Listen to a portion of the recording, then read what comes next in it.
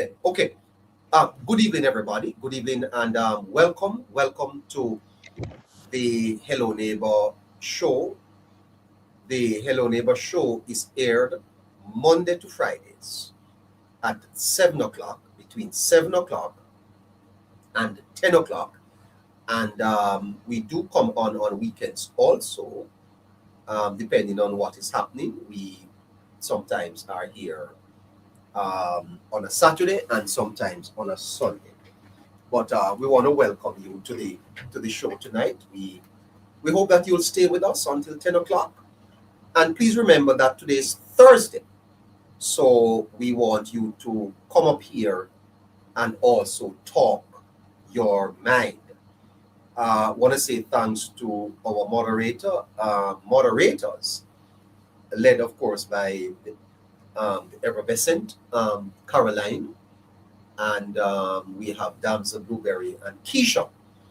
And of course, on the technical side, we have Shafreen. And in terms of our analysts, the very astute and brilliant Harry, and of course, the political wizard over there in Canada, Scratchy. What a wonderful Please don't leave out Lifestyle Politics. Well, my goodness, yes, she's fantastic over there on YouTube. Wife Style Politics, yes, thank you so much for that. We make up a fantastic team. It's a team that is building, and of course we are asking you to continue to support us with your heart means, support us with your gifts, support us with your roses, and whatever else you can do to support us as we build out this powerful brand and this powerful network covering politics in Jamaica, among so many other things. A mature democracy depends not only on what is said in Parliament,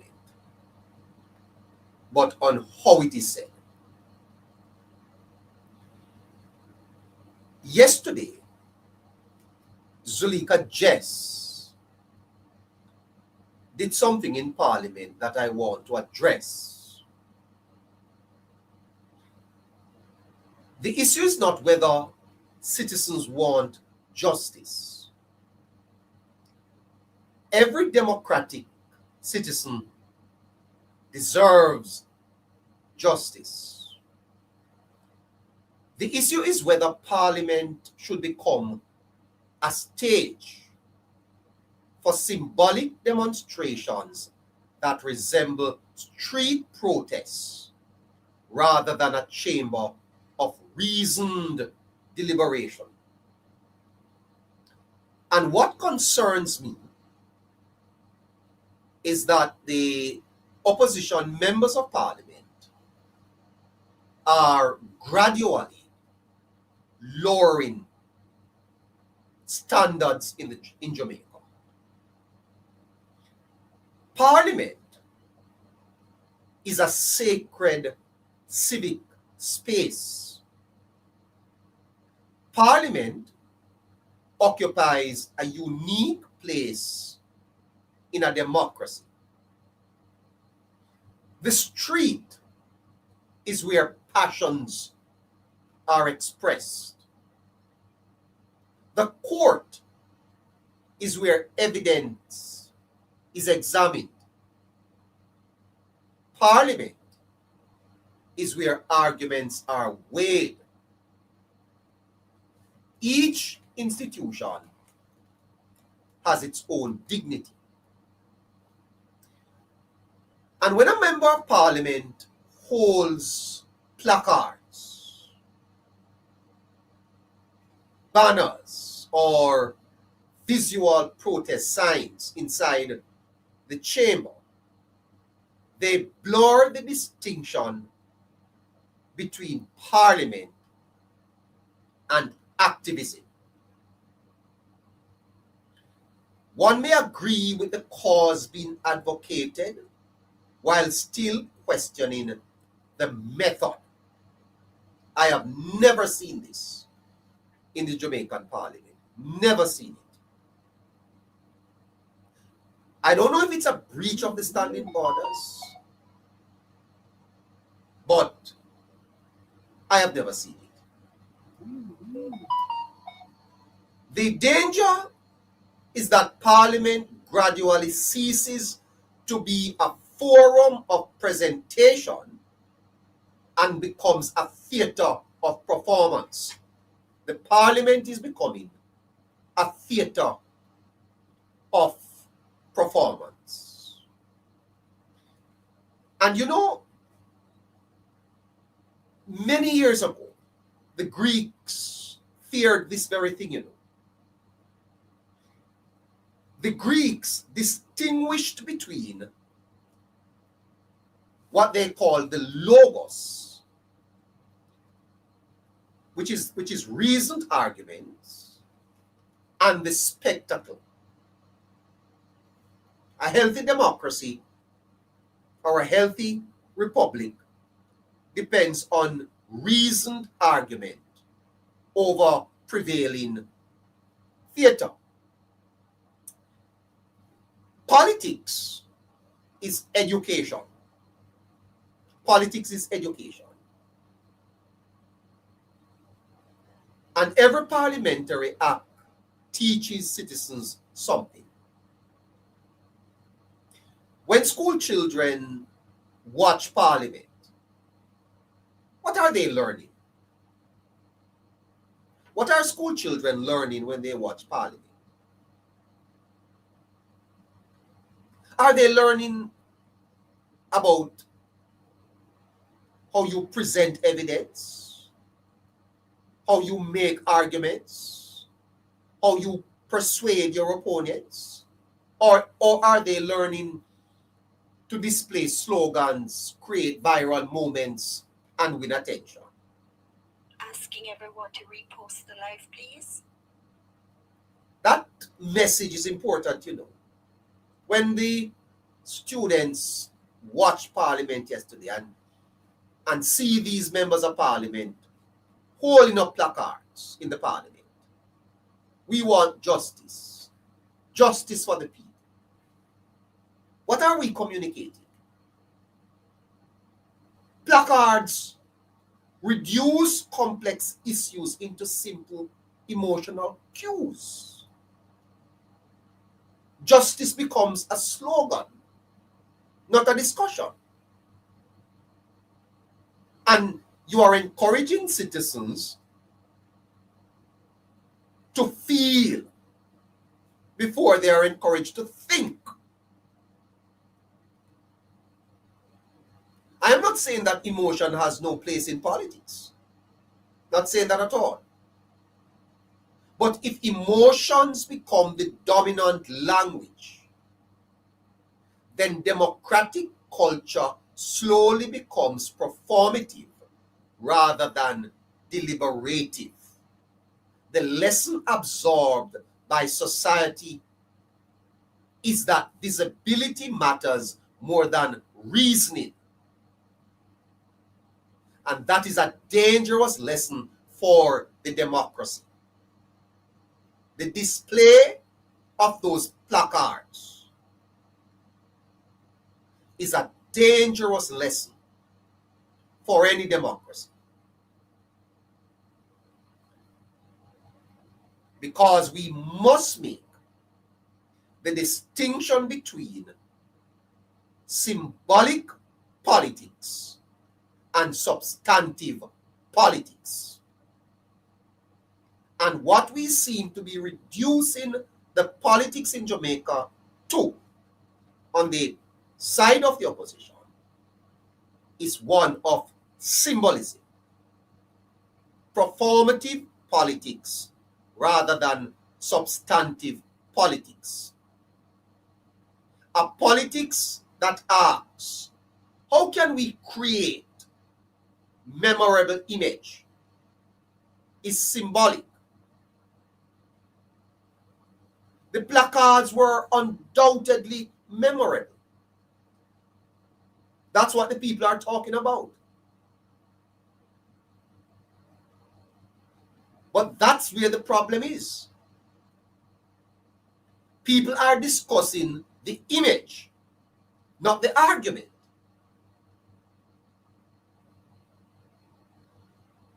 And the symbol becomes the larger substance. And maybe that is the type of politics that the PNP want to practice. The politics of symbolism.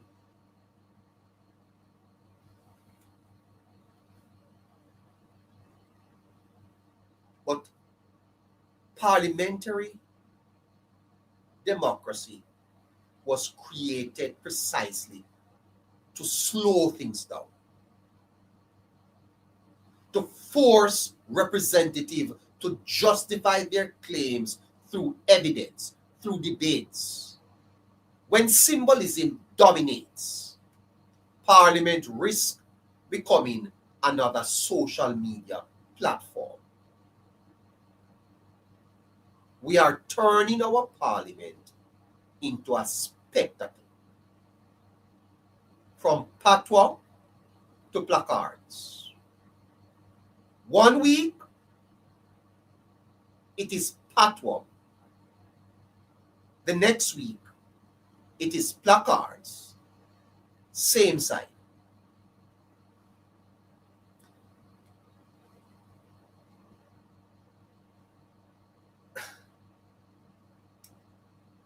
I don't want to spend too much time on this, but I make one more point. Because perhaps the strongest ethical objection concerns precedent. Suppose one side use placards today. What happens tomorrow? Another side bring larger placards, then banners, then props, then coordinated visual demonstrations. Then Parliament slowly turns or transforms into a contest of spectacle. Because every precedent you set creates permission for future escalation. You set a precedent today, it sets the precedent for future escalation. And that is how we destroy institutional cultures. By one dramatic act. One dramatic act can destroy years of institutionalized precedents, institutionalized culture.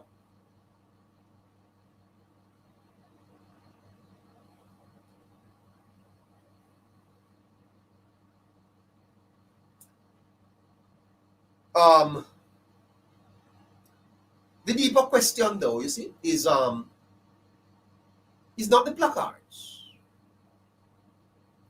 It is what vision of democracy Jamaicans wish to cultivate. One vision says democracy is a contest of symbols, outrage, and attention.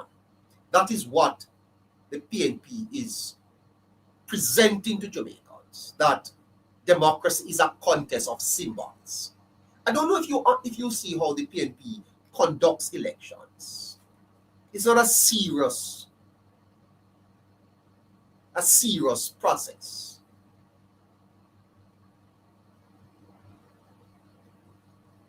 One vision is about democracy being a contest of symbols, outrage, and attention. Attention grabbers, patois, placards.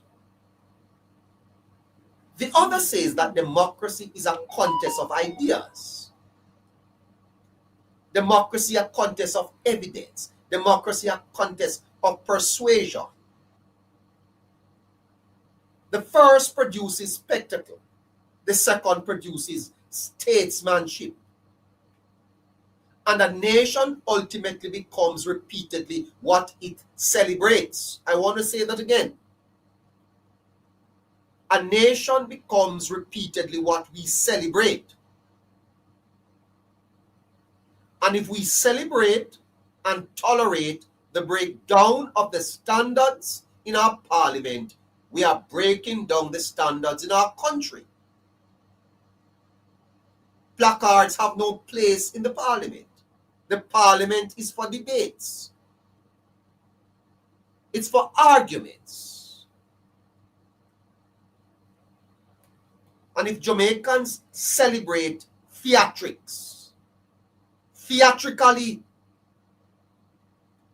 politics and the politicians will become performers. We do not elect parliamentarians to go to parliament with theatrics. That's not why we elect them. We do not elect parliamentarians to be performers. When you get the stage in parliament, it is to make arguments. It is to present your case. It is to represent your people. You're not at the ward theatre doing a performance.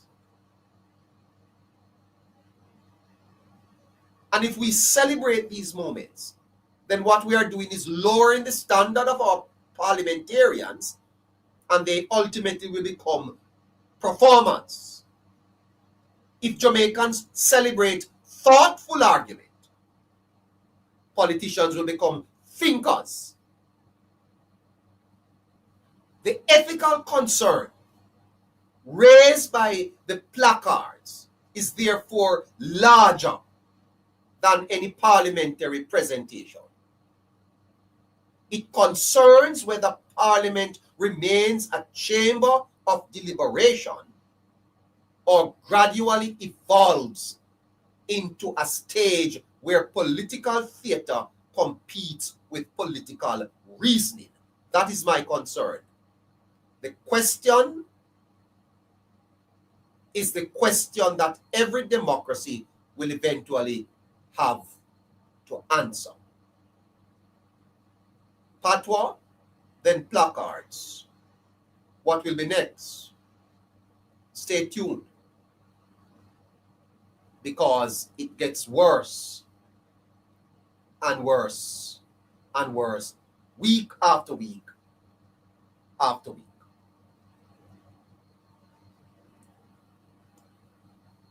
Let's move on.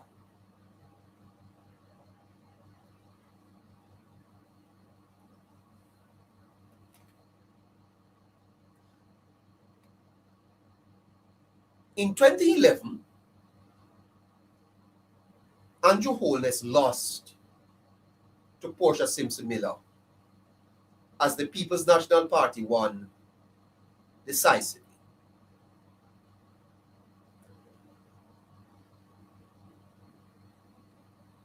At the time, Holness was young, relatively untested, and had only become Prime Minister after the departure of Bruce Golding.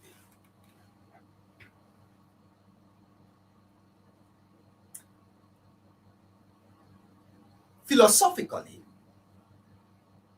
2011 was not simply a defeat. It was Jamaica saying, we know who Portia is, we do not know who you are.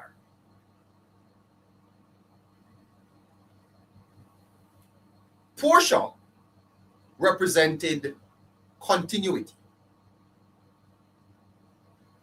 Portia represented familiarity. Portia represented emotional connection. Wholeness represented possibility.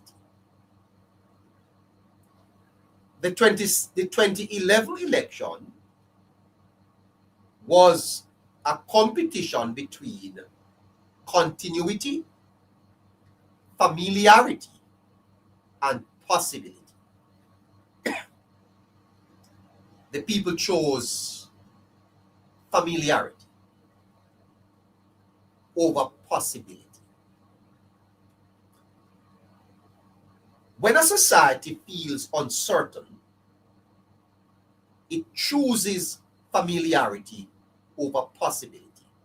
It is a human instinct for safety. There is a biblical pattern here, you know. Before Israel followed David, it followed Saul. Before people embrace transformation, they often cling to what is known. The 2011 election was not a rejection of Andrew Holness. It was a postponement of him. So in 2011, Holness was not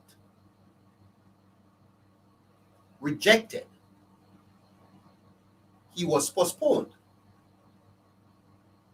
In other words, history was saying, not yet. Not yet. Walk with me tonight, because we are walking from 2011 to 2035.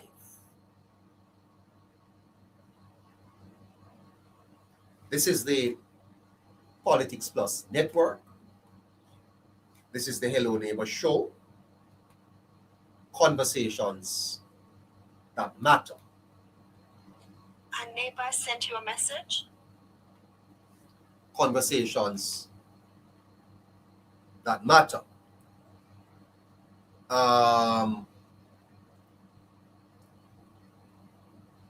Okay. All right. Make that announcement. I'm sorry to interrupt you, but we'll have to restart. So we're going to have to restart, neighbor. Okay. There's just too much restrictions. All right. Okay. Okay.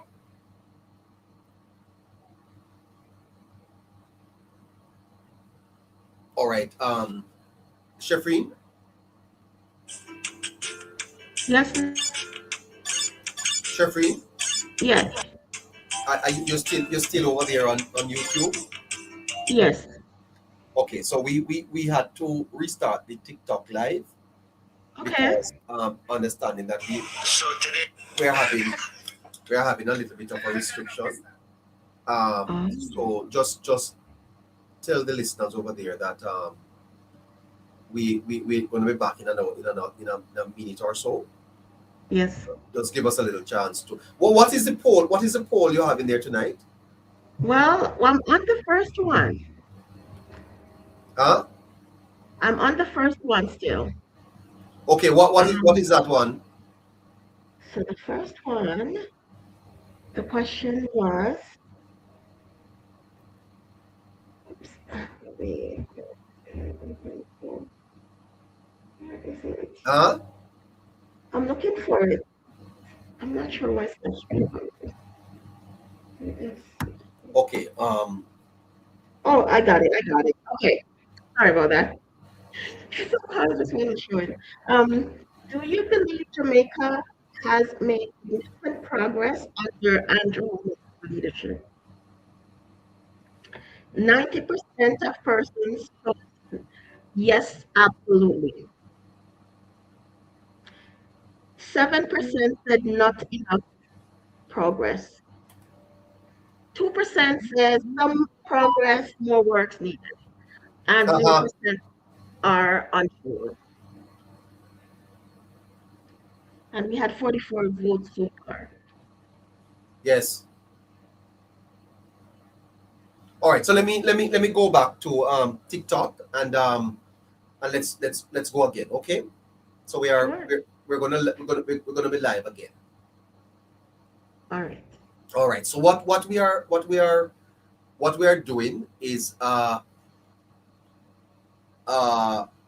philosophical reading of the 4 electoral contests that Andrew Holness has been in. So the Prime Minister has contested 4 elections, and he has won 3 and he has lost 1.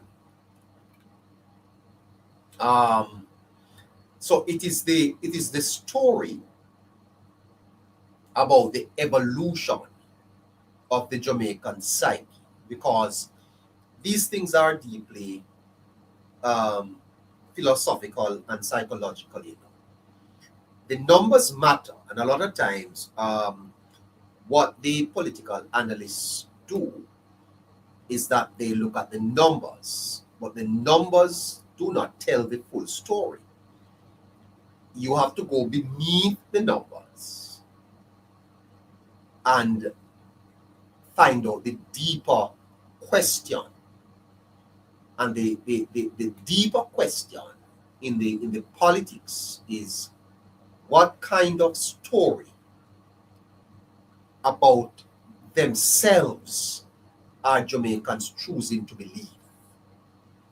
The Jamaican society is evolving, and the politics is evolving with the society. So we are looking at the 4 elections that Holness has contested, and going beyond the numbers. Beneath the numbers lies a deeper question. And so let us start with 2011. And we're going to call 2011. Hello there, my friend from Manchester. Hi, how you doing? The rejection, 2011. Let's call that the rejection. So in 2011, let me add back Caroline. Okay, let me add back Caroline. Okay. So in So in 2011, the first election was a loss for Andrew Holness. The PNP won that election decisively. Mrs. Simpson Miller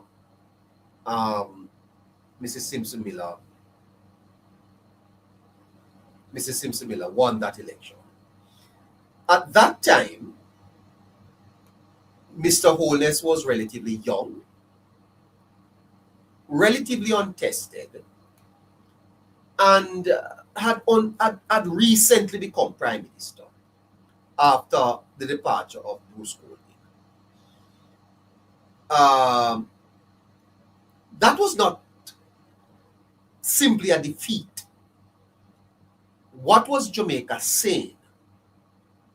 And I'm saying to you that Jamaica was saying that we know who Portia is. We do not yet know who you are. So the introduction of Holness to Jamaica was not yet complete. And I'm also saying to you that when people choose familiarity, it's not that they reject possibility, because in 2011, Holness represented possibility. Portia was familiarity. When a society feels uncertain, it often chooses familiarity over possibility. You understand what I'm saying to you? There is a pattern here, and you can find that out in the Bible, that the people, before they followed David, chose Saul. So before the people embraced transformation, they often cling to what they know. So the 2011 election was not a rejection of the Prime Minister. It was a postponement of him. In other words, the people were saying, not yet, not yet. Then we come to 2016, and we are moving from the postponement they not yet to the threshold crossing. We're going to call that the threshold crossing. The 2016 election was one of the closest in Jamaica's history. The Jamaica Labour Party won 32 seats, the PNP 31. The margin was razor thin. The first election that Andrew Holness won in Jamaica, he won by 1 seat. 1 seat. We're calling that the threshold crossing. Why? Why did he only win by 1 seat? Because Jamaica was psychologically divided. Half the country still belonged to the old narrative. Half was moving towards something new. I'm going to show you how the next election is unfolding. Fascinating stuff. The narrowness itself is revealing the narrowness of the 2016 election. Simpson Miller versus Andrew Holness. When a nation changes direction, it rarely does so dramatically because there is hesitation. It is a test. It places 1 foot in the future and 1 foot in the past. 2016 was Jamaica saying, we are willing to try something different, but we are not fully convinced. A threshold election. The nation stood in a doorway, not fully inside the new house. So you see now that Jamaica is moving into the house, but all the people are not yet on board. See if you follow where I'm going with this. Not fully outside the old house, but not fully inside the new one just yet. So in 2016, Holness won enough Jamaicans because many people sensed competence, discipline, and managerial seriousness. They did not see that in 2011. But the victory was so narrow because emotional loyalty to the older political tradition remained strong.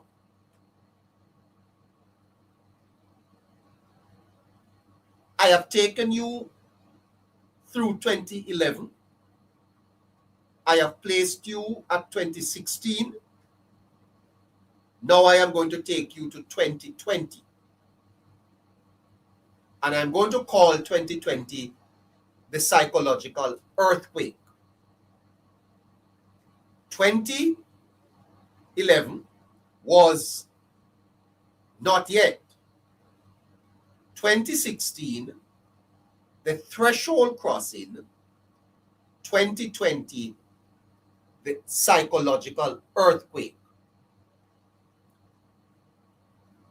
The Jamaica Labour Party won 49 of 63 seats, coming from 32 to 49, a landslide.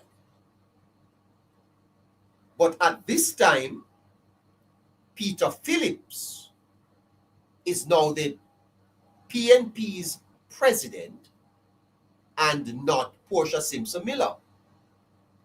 This was not merely a victory for Holness. It was an earthquake, the shaking of a nation.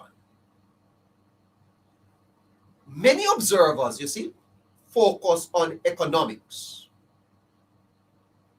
governance, crime reduction, debt management, and the handling of crises. Those factors matter. But there is a deeper layer. The Jamaican voter increasingly appeared to reward perceived performance over inherited loyalty. That is a profound shift that I want you to understand. Because for generations, Jamaican politics often carried tribal elements. People inherited political identities almost like family traditions. 2020 suggested that many voters were beginning to ask different questions. In other words, who is producing results rather than who did my parents vote for? That is revolutionary because, as one commentator put it, that many traditional loyalties appeared to weaken as voters rewarded what they saw as effective governance rather than historical affiliation. So from a psychological perspective, 2020 looked like a nation moving from emotional politics towards performative politics. Not completely, but significantly.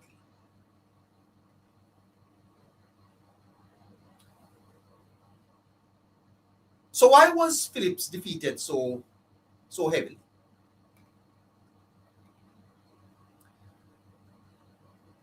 There is a difficult truth about politics, and it is that people rarely vote for competence alone.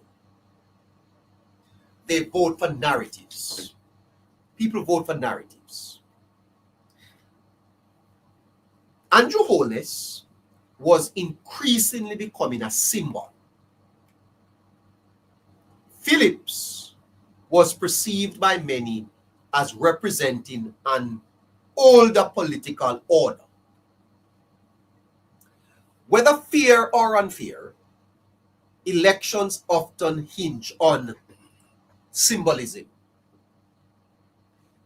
The symbol of wholeness became one of upward mobility, especially among young people. Upward mobility, the whole matter of discipline, the modern governance philosophy. In other words, aspirational. So wholeness in 2020 represented the aspirations of the emerging Jamaica that had rejected Portia in 2016, but barely. Holness only won by one seat, to now, having tested him, recognized his competence, that they were pushing forward. They saw now their aspirations in him. Because at that time, Peter Phillips had his own symbol, but it was about experience, institutional memory, continuity. And in times of change, aspirations usually defeat continuity. If you have a girl, you see, if you have a girl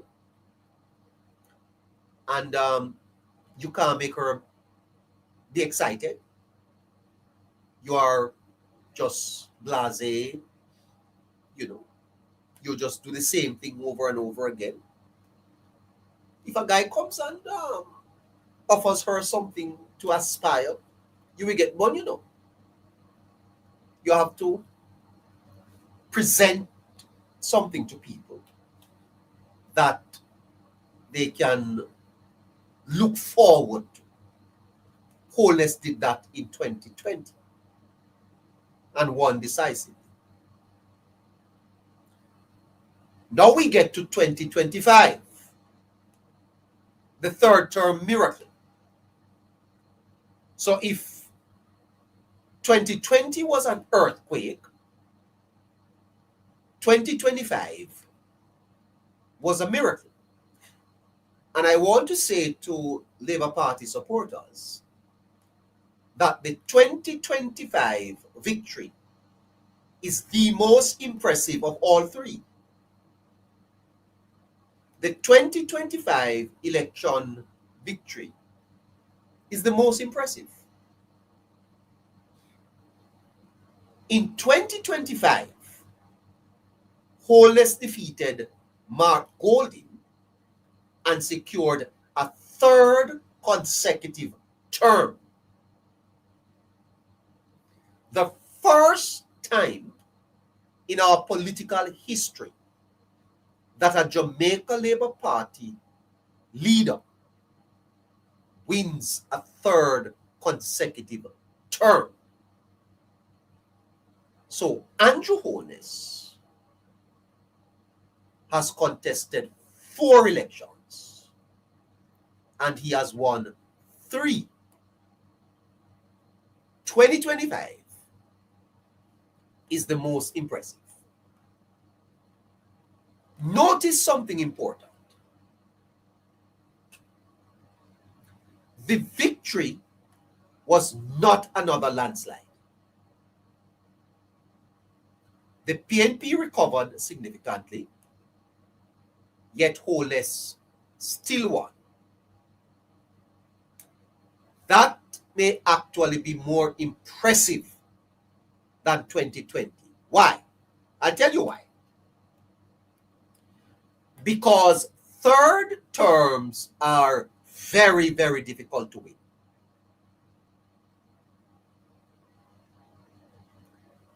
And may I just, may I just tell you the conclusion here? That if you win a third term, you're basically locked in the society. You really have to fail to lose from here, because it's a mind game. Voters get tired. Governments accumulate mistakes. Expectations rise. Yet the Prime Minister remained the first Jamaica Labour Party leader to secure 3 consecutive electoral victories in history. 2025 says the public may critique you, but they still trust you more than the alternative. That is a different kind of mandate. Not a honeymoon. It is a mature mandate. The society has broken through. Last night we started something and we will enlarge on it, because we enter now the speculative territory. This is not political science, because there is an argument that Holness has functioned almost like a national therapist. Not literally, symbolically. Because when you consider Jamaica's history, 300 years of colonial conditioning, 300 years taught generations that ownership belonged elsewhere. 300 years taught Jamaicans that power belonged elsewhere. 300 years would have taught Jamaicans that decision making belonged elsewhere. And many descendants of that experience would have inherited some subtle assumptions. For example, survival over ownership, employment over enterprise, dependence over agency. No society escapes history completely, you know. The question is whether it remains imprisoned by the history. And this is where the Prime Minister's personal story carries symbolic power, because he emerged from Spanish Town and rose to become Prime Minister. His story communicates something very potent. And it is that the ceiling is higher than you think. Whether one supports the Prime Minister's policies or not, the narrative of his leadership has power. There is a power. It's almost magical.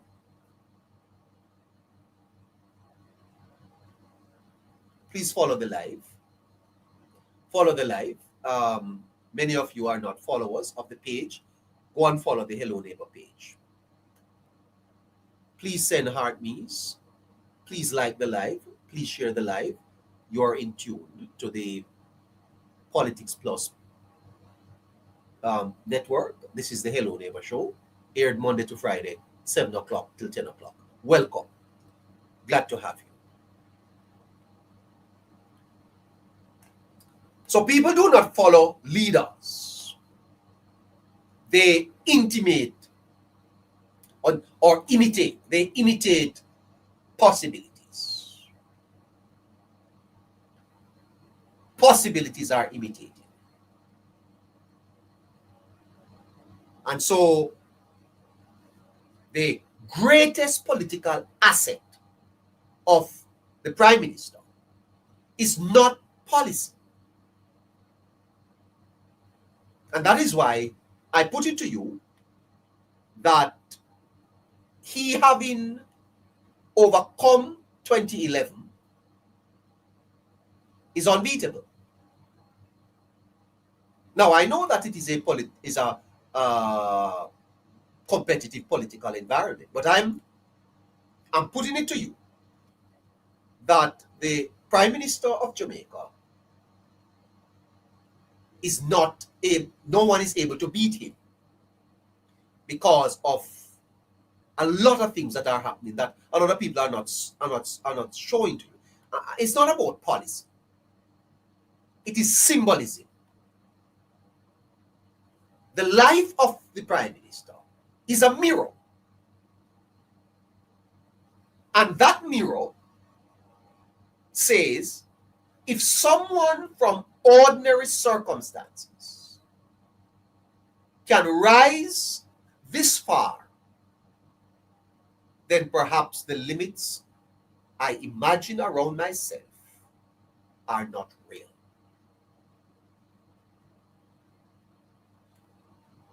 This is the disruption that is happening in the Jamaican psyche. There is a disruption that is happening in the Jamaican political psyche. And we have captured it here on the Hello Neighbor show. Because excuses becomes harder to maintain. The old story says people like us don't reach those places. The mirror, wholeness is a mirror. And that mirror says someone like you already did. And once a society sees evidence that a thing is possible, it never returns to believing the impossible. That's the trap the opposition has fallen into. The opposition is still practicing the politics of the impossible when Jamaicans have moved on and have seen what is possible. It is a fascinating psychological argument to make about the politics.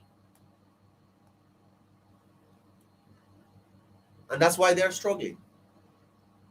The danger for any historic movement is becoming a museum.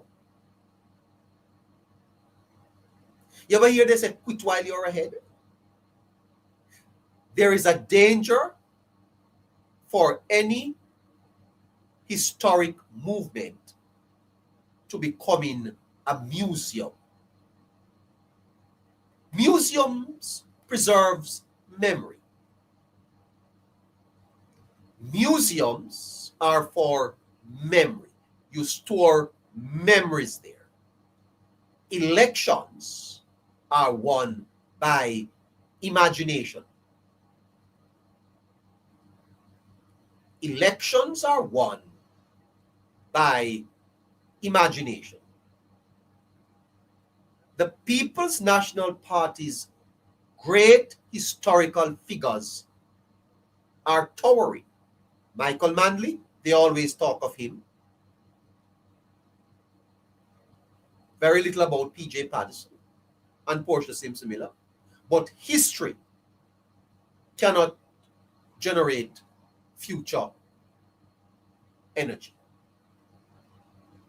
A nation asks every election what comes next. Not what happened before, but what comes next. And if voters increasingly view the PNP as speaking the language of yesterday, while Holness speaks the language of tomorrow, then the electoral difficulty, the difficulties of the PNP becomes understandable. We're not talking about inevitability here. We're talking about understandable. So history says a fourth term is within grasp.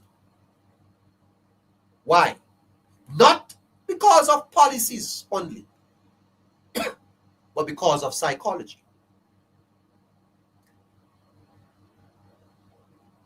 The path to another victory is likely because Jamaicans are stepping out of the old house and are stepping into the new house. They are seeing the new house visibly building before their eyes, and they like it. A new Jamaica is emerging, and the people like it, and they want to be part of it. Continued economic credibility, continued progress on crime, a compelling future vision, an opposition that still fails to capture the national imagination.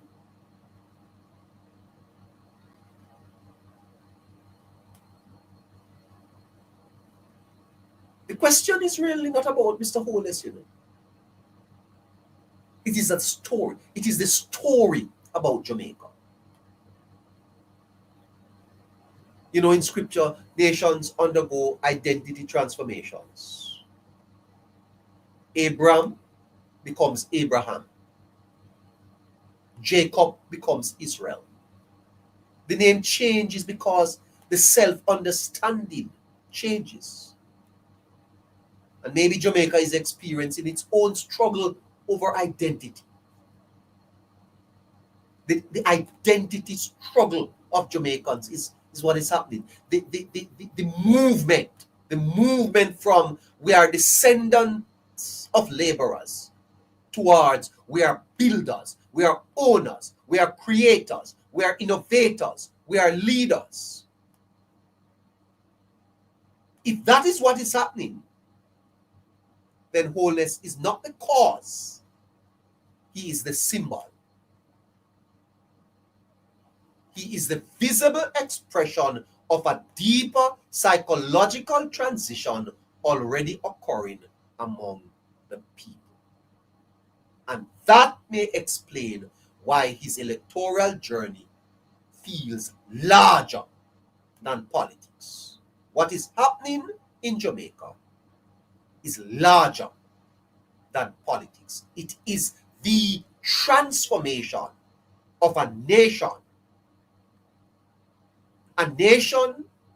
with 3 decades, 3 centuries of colonialism and 40 years of mismanagement. A people slowly moving towards a new day. And that may explain why his electoral journey feels larger than politics. 2011, the people said wait. 2016, acceptance. 2020, affirmation. 2025, consolidation. The question for Jamaica now is whether Holness can win again.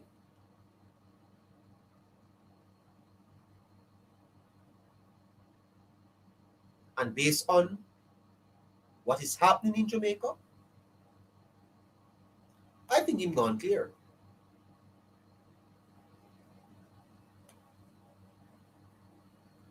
We're 4 years and a little bit out. A lot can change. But one thing I can tell you is that the psychological shift in the nation is happening.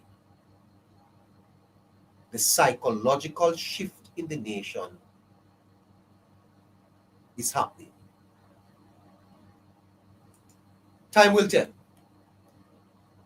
We'll have much more to say when we come back. Member Harry, you're still over there at YouTube. Let me know that you are hearing me.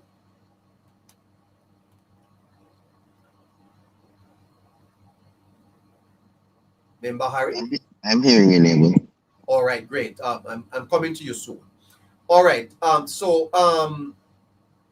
Earlier today, yesterday, the new CEO of the Jamaica Information Service sat down for an interview with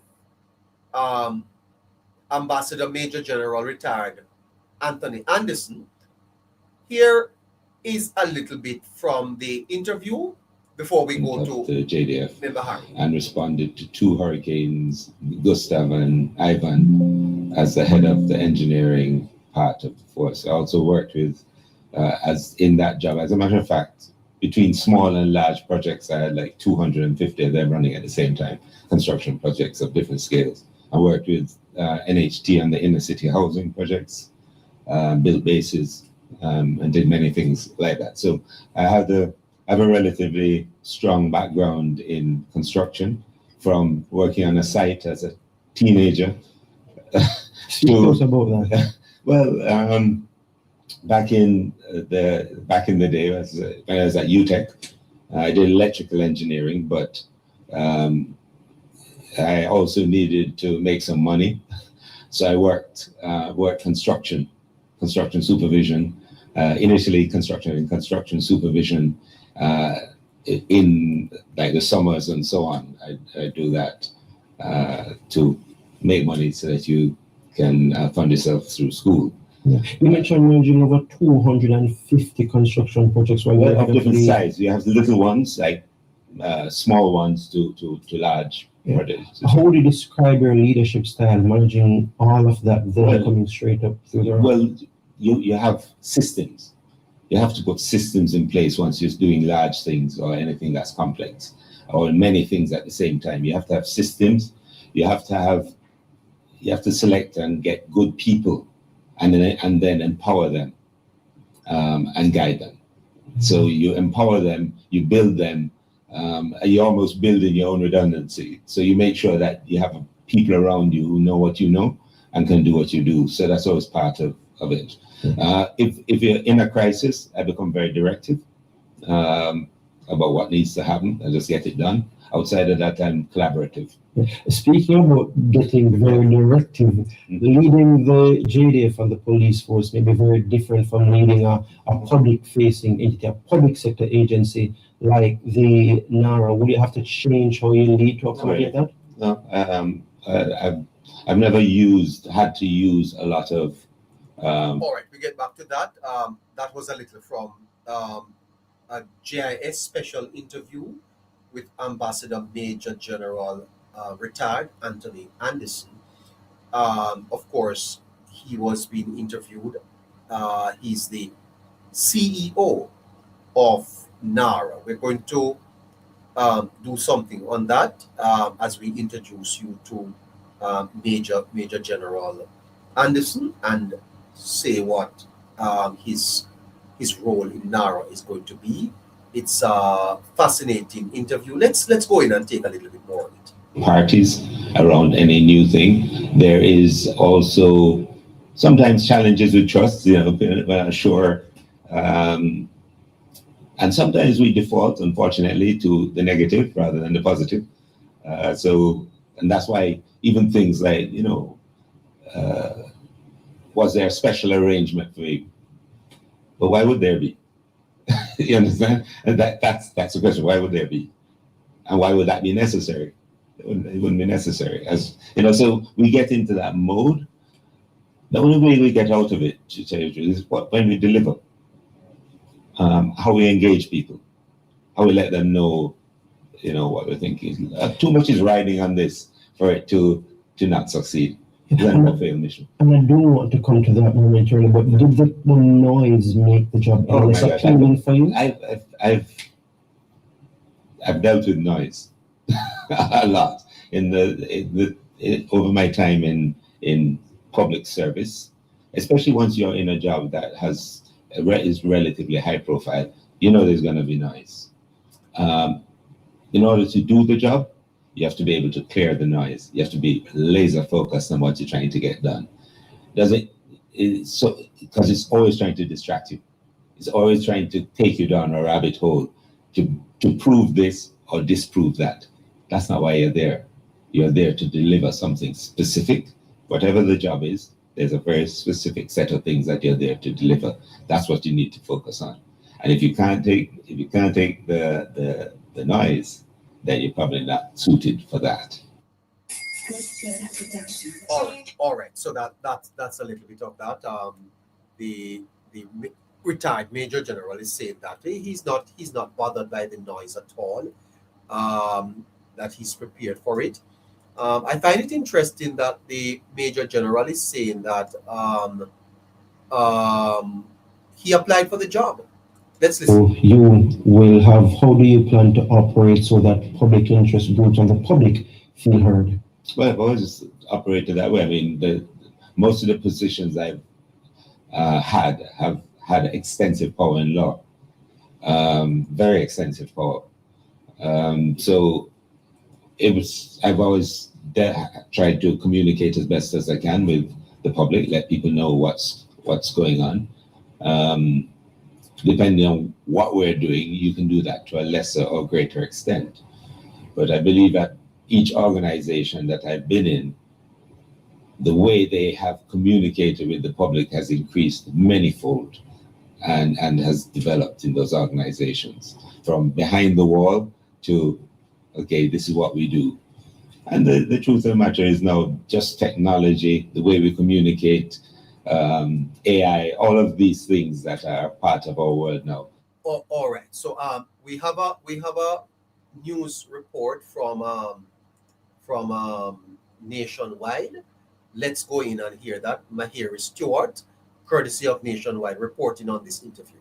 Prime Minister Dr. Andrew Holness announced Anderson's appointment during the post-cabinet media briefing on May 27.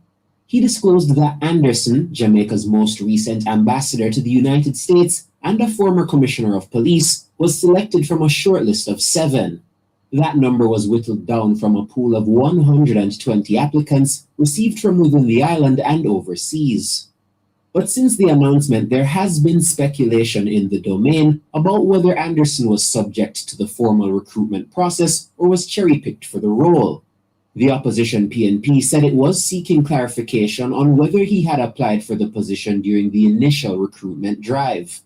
In his first interview, Anderson disclosed that his interview with the selection panel was close to 2 hours long. He was speaking with the newly minted CEO of GIS, Giovanni Dennis. I applied based on the requirements that was published in the newspaper, I believe it was, and online. And then I was interviewed, maybe an hour and 3/4 interview. So it was quite an interesting thing. But of course, it wasn't that problematic for me because it's really talking about things I know. Ambassador Anderson dismissed allegations that a special arrangement was made for him to land the NARA job. It's new. New things tend to have that. And we have a society where you have a lot of interested parties around any new thing. There is also sometimes challenges with trust, we're not sure. And sometimes we default, unfortunately, to the negative rather than the positive. And that's why even things like, was there a special arrangement for you? But why would there be? You understand? And that's the question. Why would there be? And why would that be necessary? It wouldn't be necessary. So we get into that mode. The only way we get out of it is when we deliver, how we engage people, how we let them know, what we're thinking. Too much is riding on this for it to not succeed. Meanwhile, General Anderson says he will be laser focused on getting the job done. I've dealt with noise a lot over my time in public service, especially once you're in a job that is relatively high profile. There's going to be noise. In order to do the job, you have to be able to clear the noise. You have to be laser focused on what you're trying to get done. Because it's always trying to distract you. It's always trying to take you down a rabbit hole to prove this or disprove that. That's not why you're there. You're there to deliver something specific. Whatever the job is, there's a very specific set of things that you're there to deliver. That's what you need to focus on. And if you can't take the noise, then you're probably not suited for that. Mahiris. All right, so thank you. That's courtesy of Nationwide. The Major General there suggesting that he applied for the job and did an interview of almost 2 hours. What do you make of that, Harry? Well, Neighbour, it shows that the necessary procedures were followed, right, in selecting the candidates, regardless as to what the opposition has been spreading and saying the due processes were never followed. So I'm happy that the candidate himself came out and spoke. I want to say he might have waxed a little lyrically regarding the process, being that it's a new one, Neighbour. And you have to follow suit, right? Because there's no benefit to it to not get the best person for the job. Because, as he said, this is a process that Jamaica will go through, and me paraphrasing here, that we have to get it right. Yes. Too much is weighing on it for us to politicize the position, for us to politicize the very process to select the individual, which has been a thing of in the past, Neighbour, because we would have known in terms of, coming from the horse's mouth, when we look at the opposition, that these are things they have done.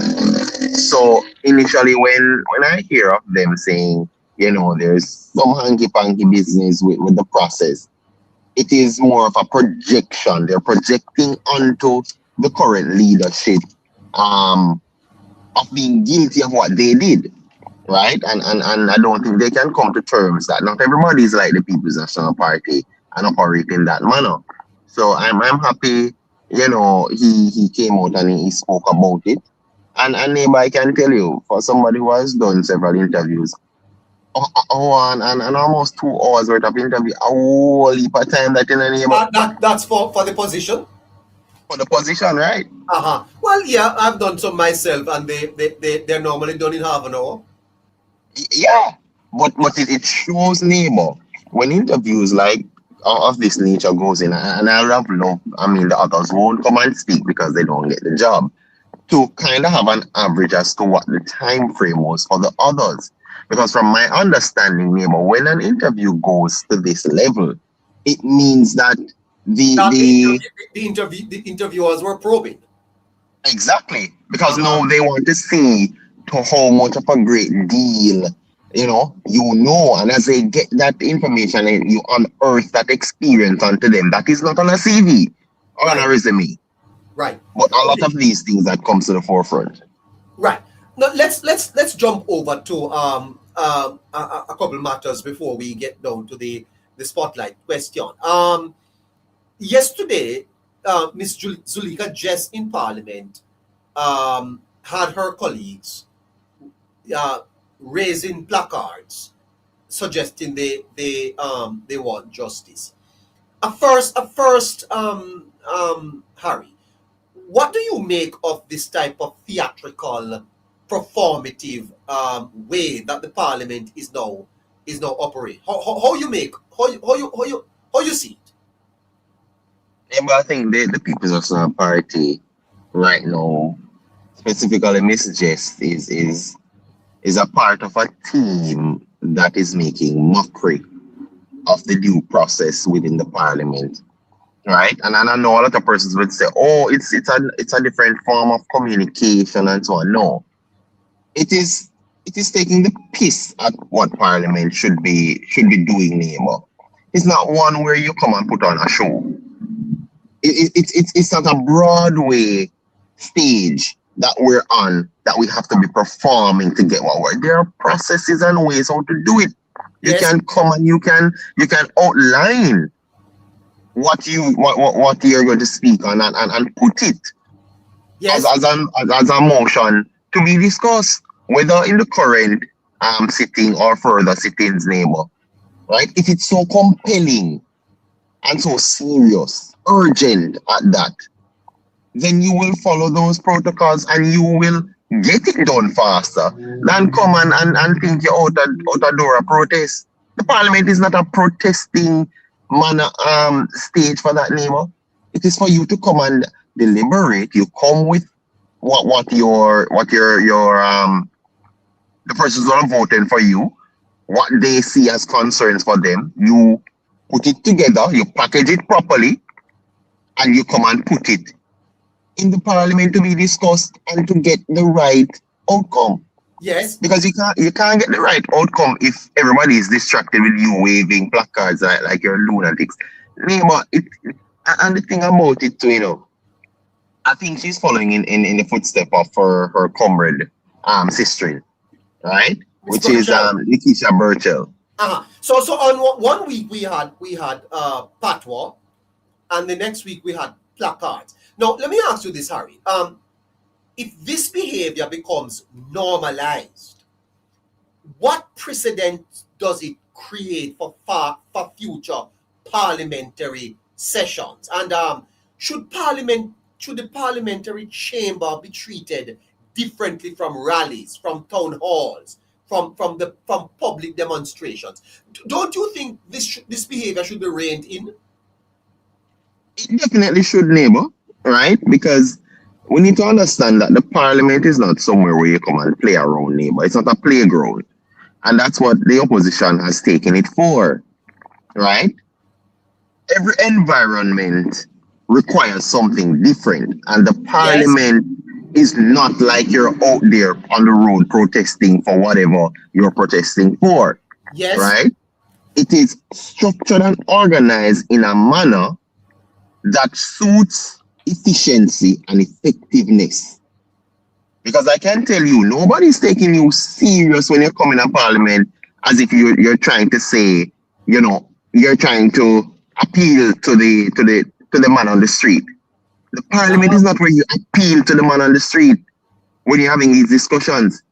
It is where you offer professional representation for the man on the street that put the power in you by voting for you as a representative to represent him in a higher level conversation. You don't bring down the conversation level to ground floor when you're higher up, right? It is not what is required, and it is not the best way going forward. But I can tell you this, neighbor, it is a form of campaigning as well, because they want to ensure that they are coming off as they understand the common man. Because I can tell you, not even the common man would run going to parliament with a placard if given the opportunity to go into parliament, neighbor. Yes. They would have tried to understand somewhat what is the decorum of parliament, how to operate in that environment. Not because you can't, you know, get the favoritism or get your way in parliament means you're going to bring down the standards of parliament. That's not what we do. And that's what the opposition is currently trying to, you know, to say, listen, parliament is a colonial thing. Westminster system is colonial. Let's get rid of it. So we're going to do it our way, like the normal way. No. Every environment has its own organizational structure. And what works. And running in there with placards and operating as if you're protesting does not fit the parliament. And I don't care if they want to say it's colonial or not. It is a system that is there. If they want it to be changed, don't fight the movement for us to go to a republic because it's not being done the way you as the opposition intends it to be. And that message is directly from Mark Golding, who has refused to sign off on that agreement, neighbor, because he can't get the CCJ as the head court for Jamaica. If they so want it to be done where we don't have these remnants and relics of the colonial, you know, past, then let's do it the right way. Let's put that to the forefront. But don't come and try to bring down something that has always been symbolic, something that has worked in our society for quite a while. Yeah. Okay. Let's move to the spotlight discussion tonight, Harry. Harry, the Prime Minister is on his third term, having contested 4 elections. He lost the first one, and now he has won 3 since that. 2016, he won by 1 seat. In 2020, it was a landslide, earthquake, I call it. 2025, 35 seats. Many, I see, Harry, have started to position the Prime Minister for a 4th term in office. I looked at this today and I said to myself, coming off the conversation we had last night, that perhaps the Prime Minister's greatest political asset is not the policy he's pursuing, but the symbolism he represents. His life is functioning as a mirror, and the mirror is saying that if someone from ordinary circumstances can rise this far, then perhaps the limits that Jamaicans imagine around themselves are not real. And this is psychologically disruptive, Harry, because excuses become harder to maintain. The old story says people like us don't reach those places. The mirror says somebody like you already did. And Harry, once a society sees evidence that a thing is possible, it can never completely return to believing it is impossible.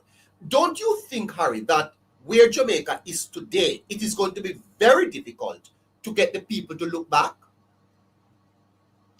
It will, neighbor, specifically because of the transformation that has already, you know, been foundational, right? We're a decade in that change, and a lot of it has taken deep roots and is continuing to do so as the administration led by Andrew Holness continues their reign at the helm, neighbor. And as they continue to get it right. Because remember now, what he's undoing is that what we've seen is when political leadership is given long terms, it hurts. And that is what is being undone now, being trusted with a similar long term by a leadership that is getting it right. Yes. And as such, now people are learning from that and embodying it. Because whether you love him or hate it, because I've said before, there is this well-known person who supports the People's National Party wholeheartedly, but she gave thanks when she heard that both the threshold would have been increased and also the minimum wage being increased. Right? So love him or hate him, you see that they're accepting that these are the things that should have been done, but weren't done under who they love. Now, as that take deeper roots, Neighbour, and Andrew Holness keeps to make these changes and people start to realize that this is what we deserve. This is what we've been asking for far too long. As they've been underserved by those who they gave the power to lead them, we're going to see it even harder for people to look back. Right? Yeah. And when for those who will look back, Neighbour, is to look back in a level of anguish to say, was that really what we subject ourselves to when we could have had this?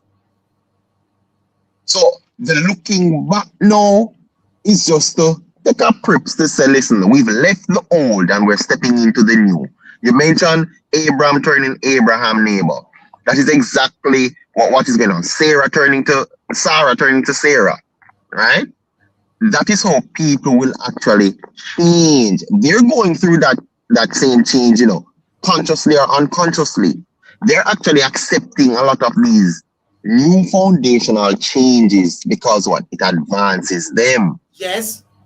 And as that continues, as a man start to, understand that, yeah, man, I can trust the system. The system is not there to tear me down. It is not there to misrepresent me. It is not there to take abuse or dish out abuse to me, but to help me go forward. The more that happens, is the more people will start to understand that, listen, Andrew Holness has always had their best interest at heart. And they will then reward him at the polls when the time comes. Even those 401,913 people, Neighbour, will start to think about it. And I can tell you, by 2030, when that next election is called, the People's National Party will have less people voting for them. You're saying that based on the transformation happening in Jamaica, the psychological movement into aspirations, people are seeing themselves aspiring within the new house. In other words, they have taken their time to move out of the whole house. They are seeing the new house. And you are saying to me that by the time the next election comes around, you feel that less people will be attracted to the People's National Party. But why? Why can't the PNP emerge and match themselves with the new Jamaica? In other words, the new thinking. Why are they stuck in the past? Because they are still holding on to what worked for them.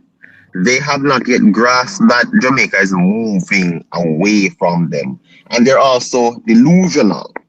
That delusion came from the period between the election period between 2020, that result, yes, and 2025. Because the delusion starts with the leader as well. You realize he said they're 400,000 strong and yes, that they've gained 14 seats. Right? It is not to say that the end result is we still lose.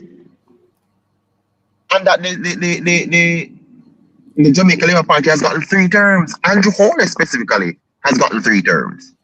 Right? So they're trying to put a spin because they believe that the increase in numbers means that they are stronger. What is really happening is that, and we know what happened between 2020 and 2025, right? Where the People's National Party really was having a dysfunctional moment, right? But they didn't see it as that. They think that because they have 400,000 people, that the base is rallied and they're ready again and they're revitalized. No. The truth about that delusion is that Jamaica is still changing. And those people did not change with it.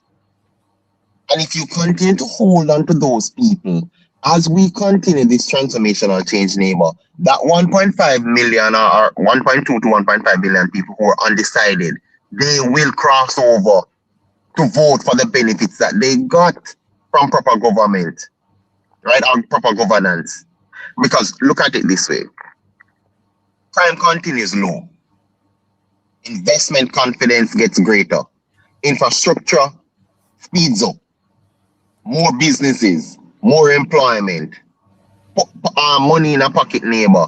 Man can now fish for themselves and don't have to wait for a fish from a politician. Man have been now liberalized and understanding true freedom. Not freedom from governance, but freedom from the politician. To know an independence where they can trust are effective, impactful, and efficient framework that has taken time to be built. Because it's not that the people don't trust the systems in the neighbor. They just don't trust who wield the power for those systems. Because when you look at it, we have so much different things, neighbor. When you look at the accountability for NARA, it's not that we don't trust, and this goes for the People's National Party, it's not that they don't trust the very institutions and systems and frameworks that are there. They just can't trust who they put there.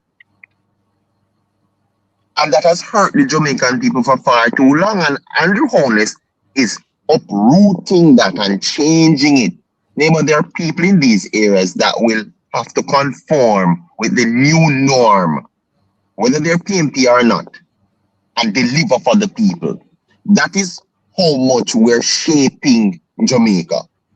And as that continues, because continuity is key. Remember I said the third term was extremely important for me, neighbor?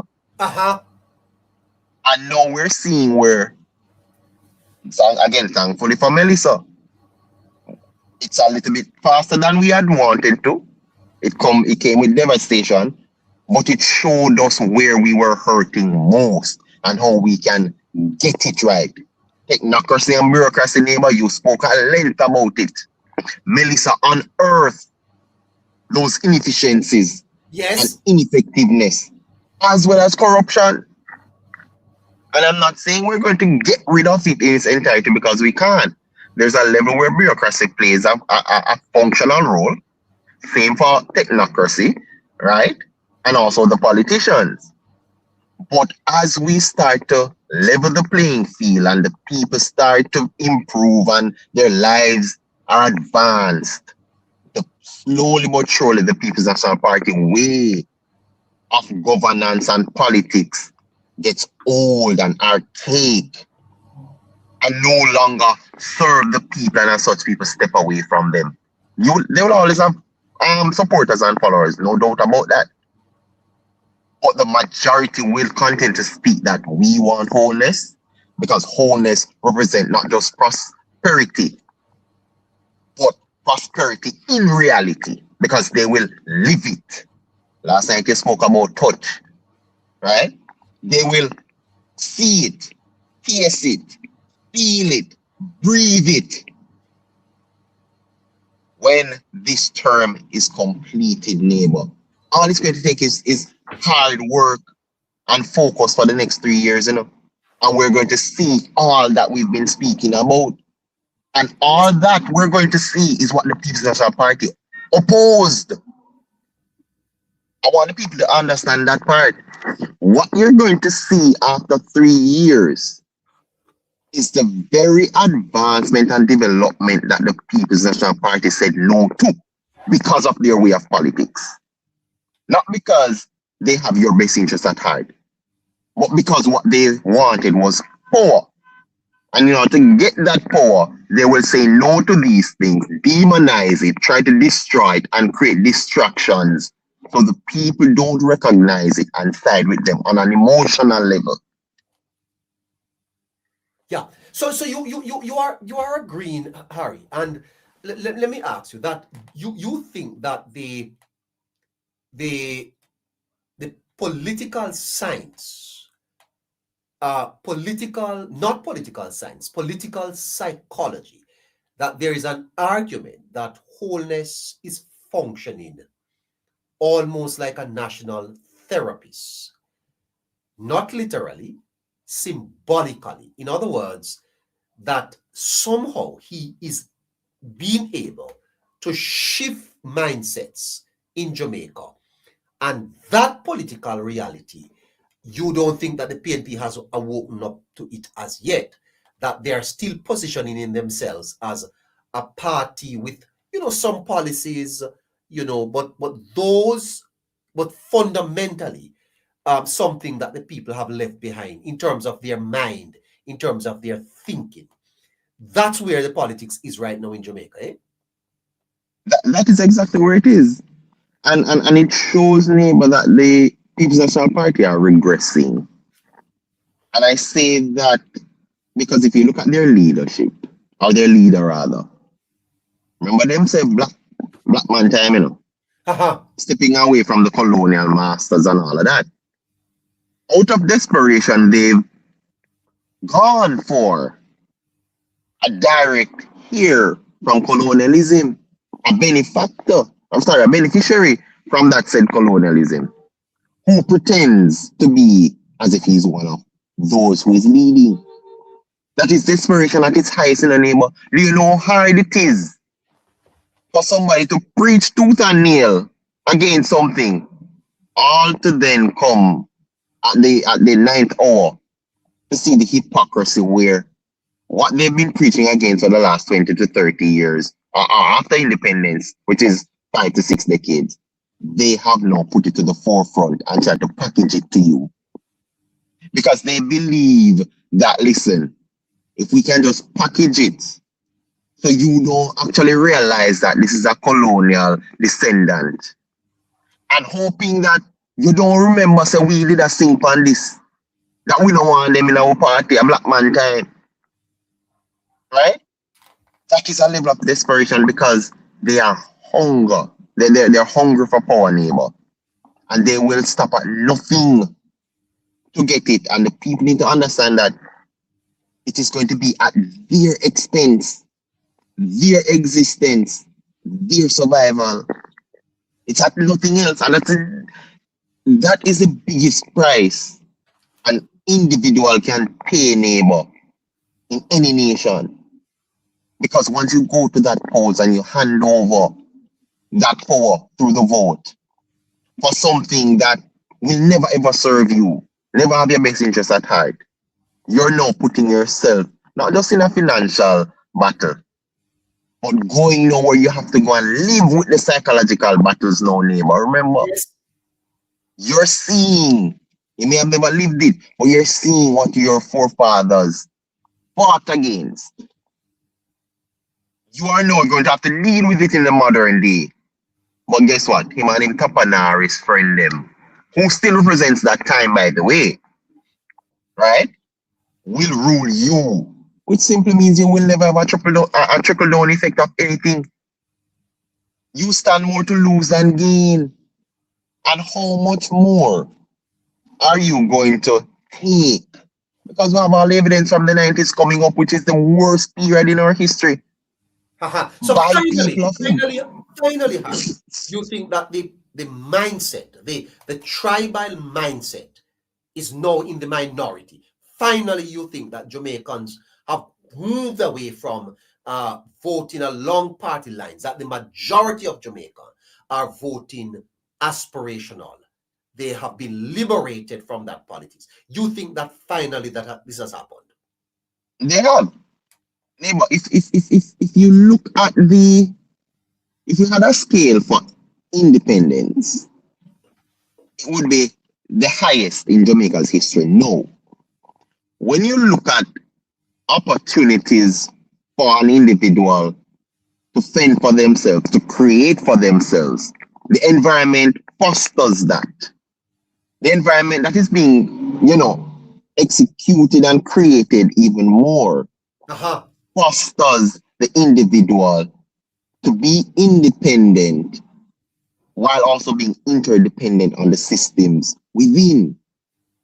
So you no longer I go to the politician to make a thing.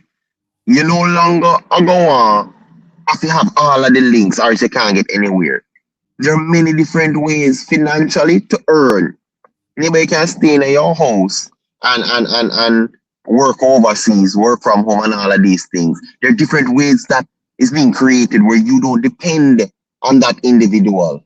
But Yeah. the things that fosters it is coming from a government that allows you to do these things. Threshold going up. That is what you're going to vote for, you know.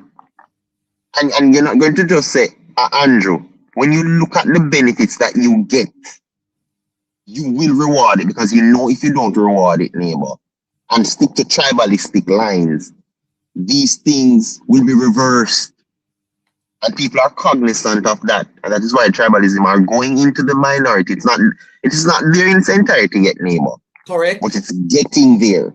And I think 2029, 2030, we will have hardcore evidence. Because right now it's a thesis we're putting forward, right? Yes, yeah. It's not political science. It's a projection against the transformation that we are suggesting is happening in the country. Yeah. And when it, because over these next few years, it's going to be tested. And we're going to see if this thesis is true. And yes, we might have one bias, neighbor, but I strongly believe where the empirical evidence thus far is leading us is to say it will be in the minority for yet another period. Yeah, I suspect so. Let me tell my listeners that at 9 o'clock we will open the lines. Talk Your Mind Thursday. So at 9 o'clock you can send us your requests and come up and speak about this matter or any other matter that is on your mind. So that's 9 o'clock. That's another 8 minutes time. Get yourselves ready. If you want to join the conversation, join the conversation. Is Jamaica finally broken through the psychological tribal period where we are now looking at performance, not voting within the confines of party? And does that not spell trouble for the People's National Party, who have largely campaigned on theatrics, largely stuck in the politics of the past, the politics of handout, and we are saying that Jamaicans are becoming owners of Jamaica, and therefore probably come 2020, 29, 2030, the real test is going to be, have we overcome 300 years of colonialism, 40 years of mismanagement? You want to talk to us? You want to talk about this or other matter? Then you can send us a request. We're going to take up your calls in another 8 minutes time. So 8 minutes time, send us a request, come up and talk about this or anything else on your mind. No, Harry? Yes, neighbor. The fact of the matter, Harry, is that there are many Jamaicans tonight listening to us who says, well, I did not see it in the last election. 401,000 people voted PNP, the Jamaica Labour Party barely won. I put it to you, Harry, that in the context of Jamaica's politics, that the third election victory for Andrew Holness may actually be more impressive than 2020, simply because of the dynamics of getting a third term. Third terms are historically difficult, Harry. For Andrew Holness to have won 3 consecutive elections, whilst at the same time transforming the minds of Jamaicans, Harry, it is a phenomenal achievement, is it not? It definitely is in a neighbor, 100%. Because when you look at it to say, especially for the political party at that, that he represents, was never been able to get a third term whatsoever. Yes. So that made it even harder to achieve. That he did not do it pandering to the type of politics that is usually practiced in Jamaica. The exactly. Promise politics, but a politics that puts before Jamaicans an aspiration. It's quite impressive. It is. And because what is happening in a neighbor, he's doing it while he's transforming the landscape. Right. So you are weeding and planting and doing all of that And mulching simultaneously. and pruning at the same time. Exactly. Uh-huh. And there's no rest period involved. Yes. And For your example, opposition and your opponents are having a counter argument and are dangling carrots all over the place. And yet all over. the people say, we ain't going with you. It's very impressive, man. It definitely is. When you put everything into context and understand what it took to achieve it, right? Because we saw it, neighbor, how hard it was to ensure, and this is a sure it up, the performance was there. All the evidence was there that the work was done. No doubt about that. But to shore it up, you see those late nights traveling, 12, 1 o'clock, 2 o'clock, neighbor, to make sure that the people understood it. And it was done from a personal standpoint for Dr. Holness, right? Yes. He has to be out there, is to show that he never stopped working. Even when the evidence is there, neighbor, he had to ensure he was drilling it home at all costs, because that took a toll on him physically. And people need to understand that this man is giving up more than just sleepless nights. This man is giving up everything he has. Time away from family, from wife. So can probably do morning jogs. These are the things that he's sacrificing from a personal level to deliver for those who are still against him. Yeah. Yeah. So And to we have to change the be landscape. pushing to 9 o'clock. Sorry, Harry. But Terencia Morrison, when she was a senator, spoke about 89 Hope Road, 89 Old Hope Road becoming a museum. Now, Terencia at the time may probably have said it in jest, but historic movement, Harry, the danger of any institution to become a museum is the inability to roll with the times, to flow with the change. And there is a definite change in how Jamaicans are thinking about their politics, how they are practicing their politics. Museums, Harry, preserves memory, but elections are won by imagination. What is the imagination, the imaginative policies that are coming out of the opposition that we could look on tonight and say, well, yeah, that's forward thinking? Can you share any with me? Neighbor, it is hard to say there are any imaginative policies put forward, right? And it's not to say they haven't tried, right? Let's be clear about that, because when we listen to, going back to the financial minister budget debate, it's not for lack of not trying, neighbor. They're just not. They just don't have the know-how, neighbor. They don't have the tools to bring forth what Jamaica is demanding right now, and they have to be real with themselves and call a spade a spade. They're not going to win. They're not going to win anything. The fact of the matter is that when it comes on to elections, people ask what comes next. It doesn't matter what you have done before, and the PNP keeps going back to. They can't go back to what they have done before. They have a torrid history. You can't speak to the 90s. It's nothing to speak about. What is the aspiration? What are the aspirational things that they are presenting to the people of Jamaica that Jamaicans can weigh and say, yes, this looks like something we can look forward to the future? If they don't change, Harry, they're going to continue to lose. Neighbor, they have realized that they haven't succeeded in the past in being imaginative. They've succeeded in the past in being manipulative. There's a difference. And they're very good at doing that. So they're going to stick to the evil that they know. Right? And they still know there are a few Jamaicans who are gullible. And if you look at it in a neighbor, they have done it strategically. So they've looked for evidence to link back past in terms of history. We look at the colonial thing, right? Nikisha Burchell talk about the patwa not being, spoken in Parliament.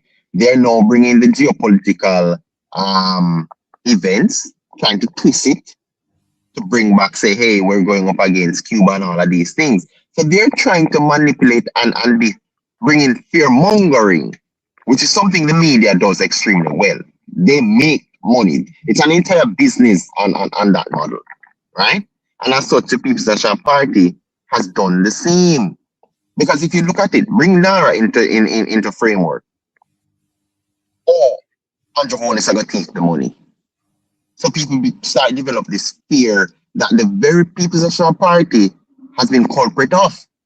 Because there's no other political party or government that has more scandals and corruption than the partisan era neighbor. Yeah. Right? Well, I have a couple more questions. I don't know. Shafrid, I'm getting a break here.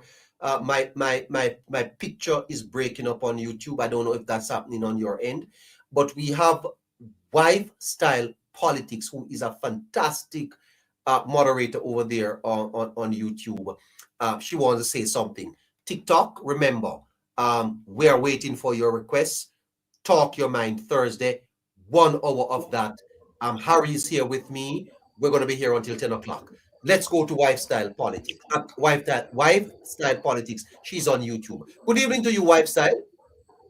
Good evening, neighbor and neighborite. It's wonderful being here. I just want to remind the YouTubers to like the show and to share the show with your friends and family. I wanted to just say a little thing, not really say something, but to ask a question. Yes. But before I ask the question, I have a quotation here. It according to a philosopher that we know as Hello Neighbor, and I quote, "It's easier to tear down what you don't want to live up to." End of quote. That's a brilliant. It's easier to tear down what you don't want to live up to. Yes. And it is obvious that the PNP do not want to live up to the bar that Andrew Holness and the Labour Party has risen to the extent that it is now. And so they are trying to tear it down. Now I have a question, and this is in relation to what happened in the Parliament yesterday. You mean with the placard? Yes, sir. If I hold up a placard to get justice, me as a citizen, right? And my MP has to hold up a placard to get justice, then why do I need an MP, sir? I can hold up a placard for myself. Yes, ma'am. So what is really happening? Do you need an MP if you can hold up your own placard? Never seen this before, ma'am. MPs in Parliament holding up placards. Never seen this before. I don't know, ma'am. It is something that is I don't know. Well, that is my question, and that is what I want people to think about. If you sent your MP to do the same thing that you can go on the streets to do, then that does not make sense. It's a kind of theatrical, nonsensical, performative politics, you see, ma'am, that is permeating across the aisles. That is so discouraging. ma'am, Parliament is to be a place of debate, the place where arguments come, the place where you protest using your argument. The fact of the matter is that there is argument and counter argument. Have you watched the British Parliament, ma'am? Have you ever watched it? I have, yes, I have. You watched there on a Tuesday when the opposition leader Kemi Badenoch have Keir Starmer for 15 minutes, questions after questions, counter questions, and the Prime Minister is answering on his feet. Play thing. And that is the kind of questioning and probing that we want to see from our MPs. I don't know that they have the capacity to do it, ma'am. I don't know that they have the capacity to do it. Anybody can read off a script, ma'am, and a piece of paper. But when you stand up on your feet in Parliament, it's a different thing. I think that placard thing in Parliament needs to be looked at a little bit more. I don't think it is acceptable because it sets a bad precedent. It sets. When I saw it, you know what came to mind? Yes. When you are in college or university and you get a group work. Yes. And you're trying to be so creative within your little group, in making your presentation so that your teacher can give you a good grade. That's all I saw it as. Just this performance for a grade. Yes. You're going to pretend that you are, you have placards in the back and, one person is presenting and the placards are saying other things that, you want the teacher to, yes, to get. And it is just crazy. It does not look good. I do not know what the intention is, but it is not looking good. And they did not gain a point for it. So whatever grade they wanted for it, they have gotten a failing grade. I think so too. Ma'am. All right, neighbor, I'm going to go back to my moderating. So later. Yes, thank you. Very, very good. I appreciate that. Okay, let's open the lines. When I say open the lines, I mean requests. We're now taking TikTok requests. So then we have a call. We have someone. Hello, sir. Stephen. Hello. No. I don't think this person is okay. Let me see. Yeah, okay. So TikTok, your boxes are open now. You can come up and join us in whatever conversations we're having, or if you want to ask a question, speak about something else, the lines are open for you at this time.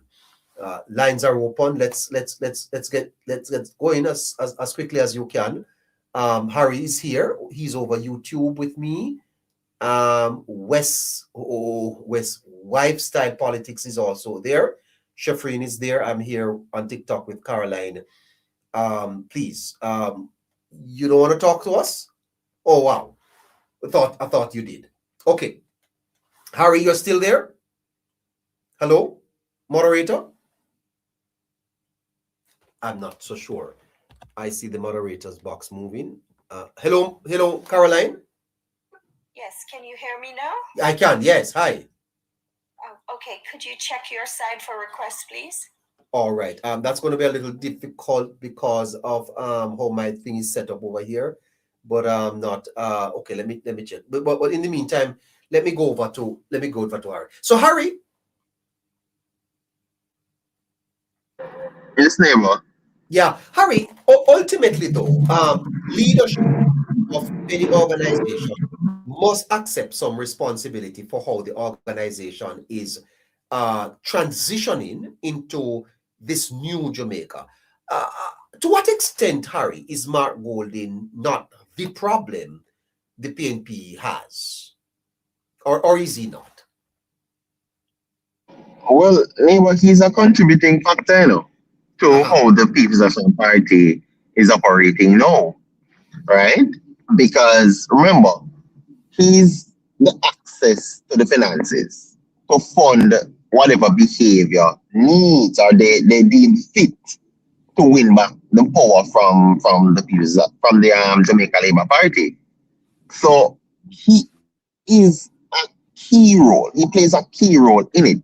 Also, Neighbour, if you look at how the lack of leadership that is here, or the pretense that there's no leadership there, because in the People's National Party there's quite a number of individuals that calls the shot, the risers and so on, and the main financiers of the party. A lot who will never be named because we may never know them. But to see how it's structured now, Neighbour, he is one of the main persons or main factor driving this type of behavior and this type of politics. Because understand this, Neighbour, he has nothing to lose in how this is operating, but he has a lot to gain from it. And that's what people need to look into. Because if he, let's say for play the devil's advocate, the People's National Party wins the next election, he will now be the Prime Minister, which is a self-interest he has had for quite a while, right? He has also stand to gain in other business ventures and so on. Likewise, the People's National Party. So he will continue to foster this behavior of tearing down or creating a landscape, the political landscape, Neighbour, that does not bring Jamaica forward, especially after a time like Melissa, where we are in a position now where we have to be extremely smart about how we're going about this. We also have to put the politics aside and put the people first. So he's majoring in it, Neighbour. He's a major part of the problem the opposition faces, eh? Definitely, Neighbour. And nobody, I don't think anybody can think otherwise, in all honesty. Yeah. All right. Let's see if we have a call on TikTok. Problem. Good night. Good night. Gosh, no. The caller has gone. Okay. Caller has gone. All right. So if you want to talk with us, we are here and we'll be here for a little bit longer. 13 after 9 o'clock. Okay, the sectorial debate is happening, Harry. Most of the presentations coming over the opposition side, how do you find them so far? I haven't chimed in fully on the sectoral debates just yet, Neighbour. I haven't looked into them with great details. I wouldn't want to speak on them prematurely. All right. But if there was anything important coming out there, I'm sure that it would have caught your attention, eh?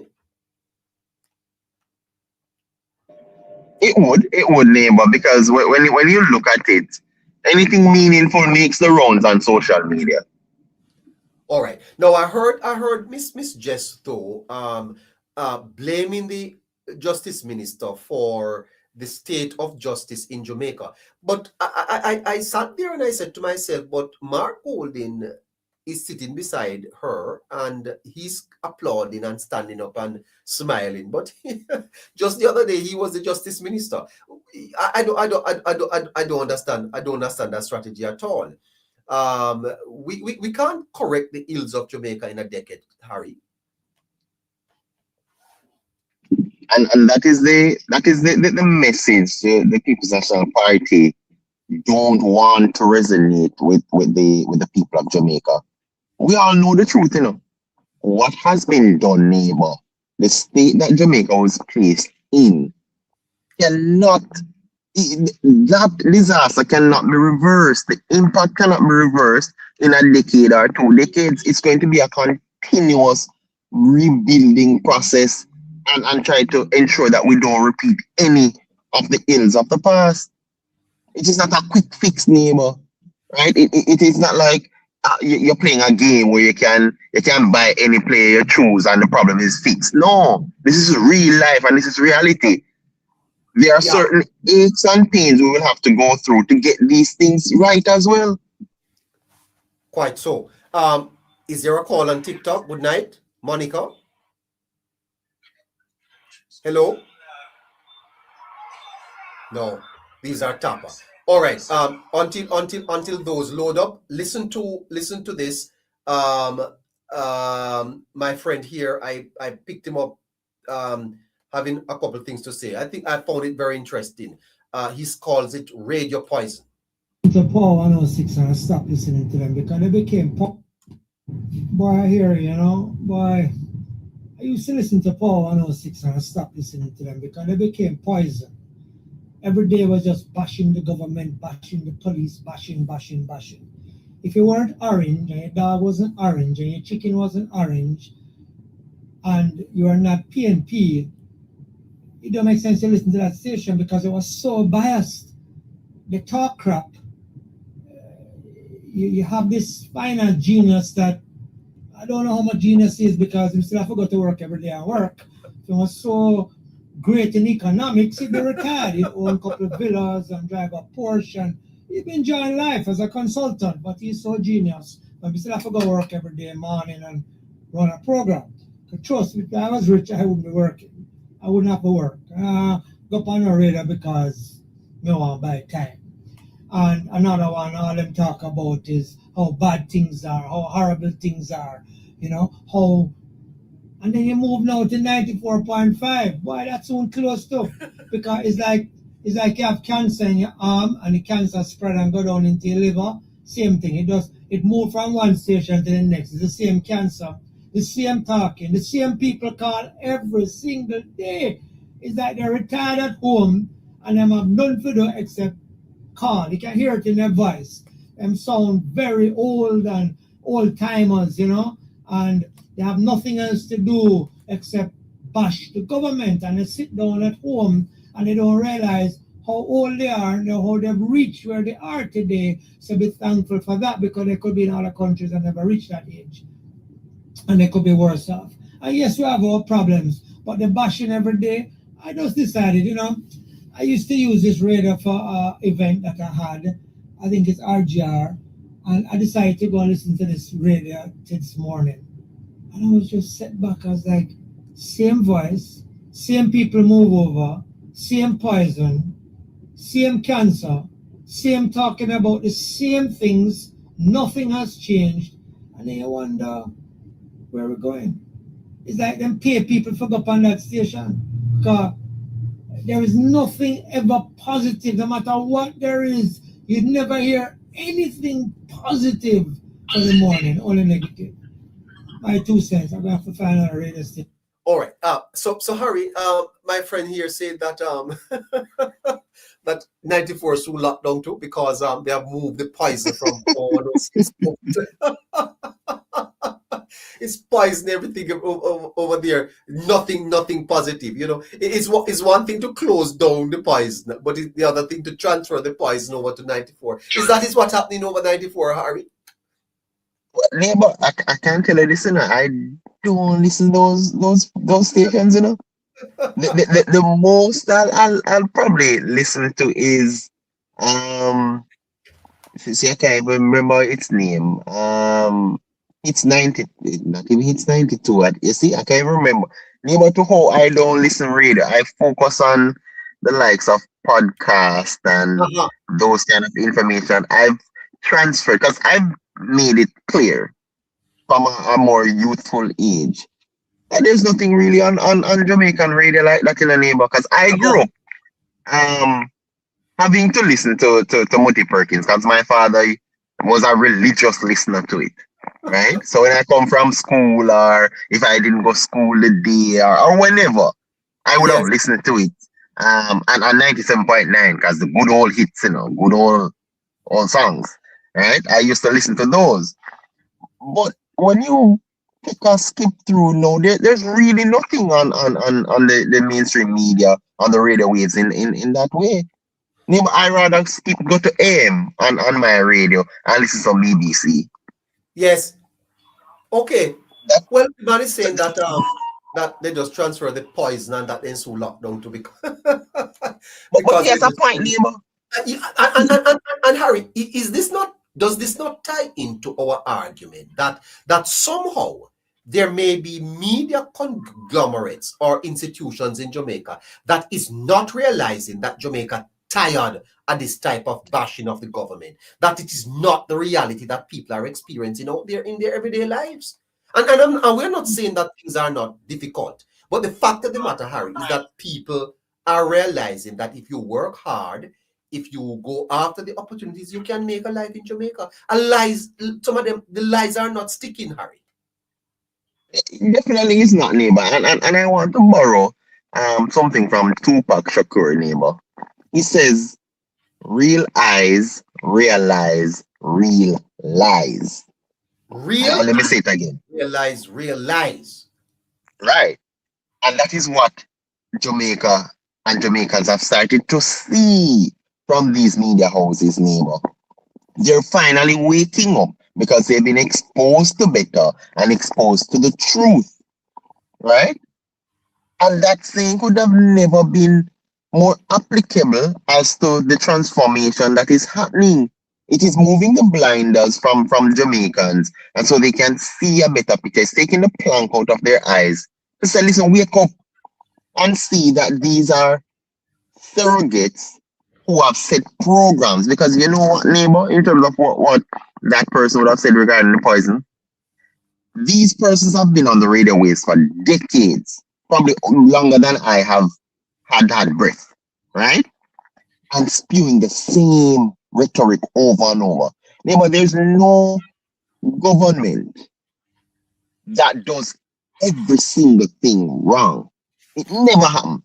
There's no ruler that has ever done every single thing wrong, neighbor. Never. There's always something that you can point to. And when you see they have to be reaching, because they're reaching for things that don't exist, you know. I'm trying to amplify it and let it say, listen, and magnify it to say, this is what is happening. Or for example, take the crime. Crime rate is down, neighbor. But make me go say how much people the police over there analyze with no context. And remember, these are people who should be experts in their fields, but they don't give expert advice. They give the same advice where you can, if you go coronation market, you probably get better advice than we are here on radio waves. Paid radio waves at that name. Thank you. It shows that they didn't add any form of value. Right. That is who TV man. Yes. Hold on there, TV man. I'm coming to you. So Harry, the fact of the matter is that this is part of what Jamaica is going to experience. That those persons who are stuck in the past, who feel like people can't get the truth from anywhere. Because when you hear things on some of these radio stations, Harry, you can go and research it for yourself and find out the truth, or you will hear it on a podcast or a live or someplace else, and you realize that these things are not true. And that is what is causing the problem for the People's National Party. The young people, first of all, neighbor, they can't appeal to the young people. They are several generations apart. And I think that is why the People's National Party have this desperation with the likes of your Zuleka Jess and your Nikisha Burton. That's why they're pushing them up so much, you know. Because the likes of Mark Golding, Peter Bunting, Michael Phillips, Azan, none of them can relate to the modern day Jamaica, you know? Because they rely on foundations built in the past that served them. And as such, they're slowly being left behind. So they push up the little post-ripe on them neighbor who may look like the generation they want to appeal to, but really have no substance and is really, as them say, empty barrel make the most nice neighbor. That's really what they are. Fantastic.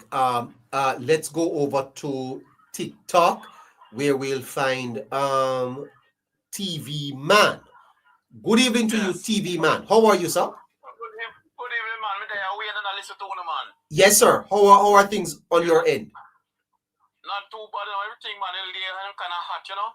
Yes, the time is hot. After them fixing a road in my area with the pipe, them don't fix. Never been talking about it. Then get some couple of them a fix pipe and dig off everything off of the road. No, who is that? Hold on. Who is fixing the pipes? Cobblers? That some cobblers, no cobblers, because you couldn't be no professional people of fix pipe neighbor and now buy proper tangent and now buy proper things to put pipe together. So eventually, as water come out the one day, Excuse me, neighbor. The river don't run. Hold on. Then covering up the pipe them same way. Hold on, TV man. Hold on a minute. Shefreen, yes? Yes, TV man is very low on YouTube. He sounds very far away. Oh well, I see. TV man, can you speak up a little bit more for me? Okay. My phone. Yes. Are you hearing me any better? I'm hearing you clear, man. I'm hearing you clear. You hearing me better? Go ahead. It's not me. It's on YouTube. They want to hear you. Well, go ahead now. Okay. Yes. So I'm saying to you, they said they're fixing some pipe in my area, one road in my area, and I mean, neighbor is just a disgrace with what them do with the road. Dig off the thing them off of the road. They're fixing part of the road, and it was one complete section. I don't know how that part, the parts program for fix. And when then done, the Sparks program fix it, you know. But these people take it over. Them friend pan it, them highlight pan it. You want to see the pipe or the pipe, them boy neighbor is just a disgrace when water come. But it's a face of shit made and say anything you see PMP take over the neighbor and take it over, you know. They want everybody to jump in it and everybody to jump in it and then I get it cut out. They want it cut off them friend pan it. Trust me, neighbor, it's just a disaster. Anyway, away from that. Put that aside because they're neither in or there, they're not going away. If we get that pipe fixed. What I'm saying to you, neighbor, I don't know if you notice a trend. I've been saying it on top of the show last night. I don't know if you notice a trend between this guy then call name, the same one of them if you like to call him name, but then call Little Fire. Little Fire? Wait, when then call him Marvin? Oh, Yes. I was saying last night on a show, on one of those pop shows, saying that, listen, PMP know they didn't make it at the poll. And they don't think they're going to make it at the next poll. You don't think they're going to make it at next time? No. They're feeding out themselves little by little. They're burning out themselves little by little. Look, neighbor, you are saying that the Andrew Holness led government party, Jamaica Labour Party, is going to win a fourth term. Going to win a fourth term. Neighbor, let's look in Parliament. Just to say in Parliament. When Andrew Holness people are in Parliament, they are so tired, put together, relax themselves, make their speech, and if they even have something in the speech that refer to the PMP, they just relaxable with it, how they're speaking. And when you look and see how the PMP, when they come in Parliament, they come there for a show, some stage show, some podcast business, something. They just come there about something. You don't think it is a little too early for you to be saying that TV man? No, it's not about too little early, no. It's just about how they're operating. Oh. And if people are operating like that, it clearly to show you the man a drive mad come down the road, neighbor. You know, must reach him ago. Yes. Them a drive mad. Yeah, them a drive mad. Because I've been watching this one from St. Mary. Going around doing what name Brown. Him bring some people from another be there in the Parliament the other day. One brother named St. Mary update a video. Come to Parliament. When they hear them in the Parliament, I met nice what they and him carry them in the Parliament. That's say for speaker, I tell them take on time because they're not used to Parliament and they're not used to dignitary and being to be of the dignitary come to someone hear something and your argument they're not supposed to take part in it, say they're supposed to relax. Them can't relax. They can't do those things. They might talk like the same outer road or then get in a one another conversation and make mysteries one another each time. So that's the kind of person they are. That's what they are. And believe you me, neighbor, when you check it and listen how these people operate in Parliament the other day, that the whole speaker have to tell them, say, look here, man, we're not tapping from enjoy what they're saying, but you have to take it down. You have to take it down. You're not supposed to be taking part in it. You understand me? And when you see them send out, I send them out this guy named Marvin, you know, that they're trying out so much things. Hold on, you are saying that the PNP sent him out? Yes, the PNP sent him out. I've been looking at something, I've been doing trans research on it. Oh? He's a guy we used to, I don't know if you notice, if you look on my page and go in my page, I think I repost it, where you will see a video or two with him and that's constituency in yellow in orange and black, and him vote and how him carry on and how him carry on and the whole of them. The PNP send out Marvin, sir? Yes, man, I send him out, man. Then send him out. Them trying everything now. Come watch me now. Trying to distract the country about what is supposed to be going on. And them try to distract the country in many ways about what they are doing. That's wrong. So they might try to distract the country and find somebody who they can find crowd to follow that person. Then can get them 400,000 people from Marvin put them thing on petition things. But that won't make any sense because a petition move. No, hold on. Back up a little there. You said that you're doing some research and you have come to conclude, TV man, that this is a that Marvin is a surrogate for the PNP. Surrogate, yes. He's a surrogate? Big surrogate. Yes, big surrogate. I saw him on the video. I saw him into the video. I'm going to look for the video and send it to you. I saw him into the video. I saw him into the video. He's jumping and cheering and them dead now. Them dead and what's it on? I saw him carry on. And big orange and him a jump and him a chant just like how you see the other one with them call name the alligator one there. The crocodile from down where the JTA president there. He was a hold on, he's a crocodile, sir? Yeah, man, a crocodile man. What? A crocodile man don't tell like people I expect people go bite and suck it down and swallow it, man. But why you call him a crocodile? Then you can have people come out and tell like people so man. Blatant life and the youth them, man. Where you have a work to defend the youth them and you're supposed to defend the youth them of this country. And you come out and when they have to prove, where you're supposed to show the proof where you say this thing. First of all, in this modern age and time, if anybody sees something like that, it gone viral.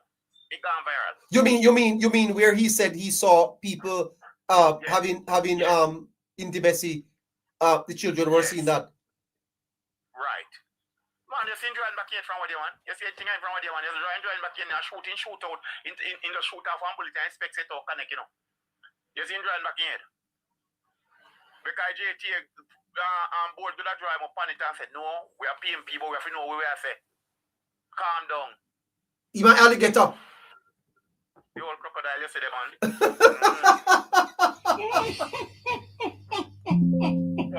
So the Marvin now come out now with film shot now with film bullet and shoot. While get him bad now, it feel like say, because him get some followers, as me I said to you the other night, him get some followers and because him a walk around about petition. Yeah man, him 400,000 people we vote with PMP can sign a petition. Then can sign a petition, but the 400,000 people must know that they did go to the poll to vote and it didn't work. It didn't work. So fee 400 petition away in one get. No make no difference. Because see the country and you don't think that this petition is gonna go anywhere? Go where, neighbor. Are we holding the opposition and back of them? Tying their hand where they can't talk. They make the most noise in parliament.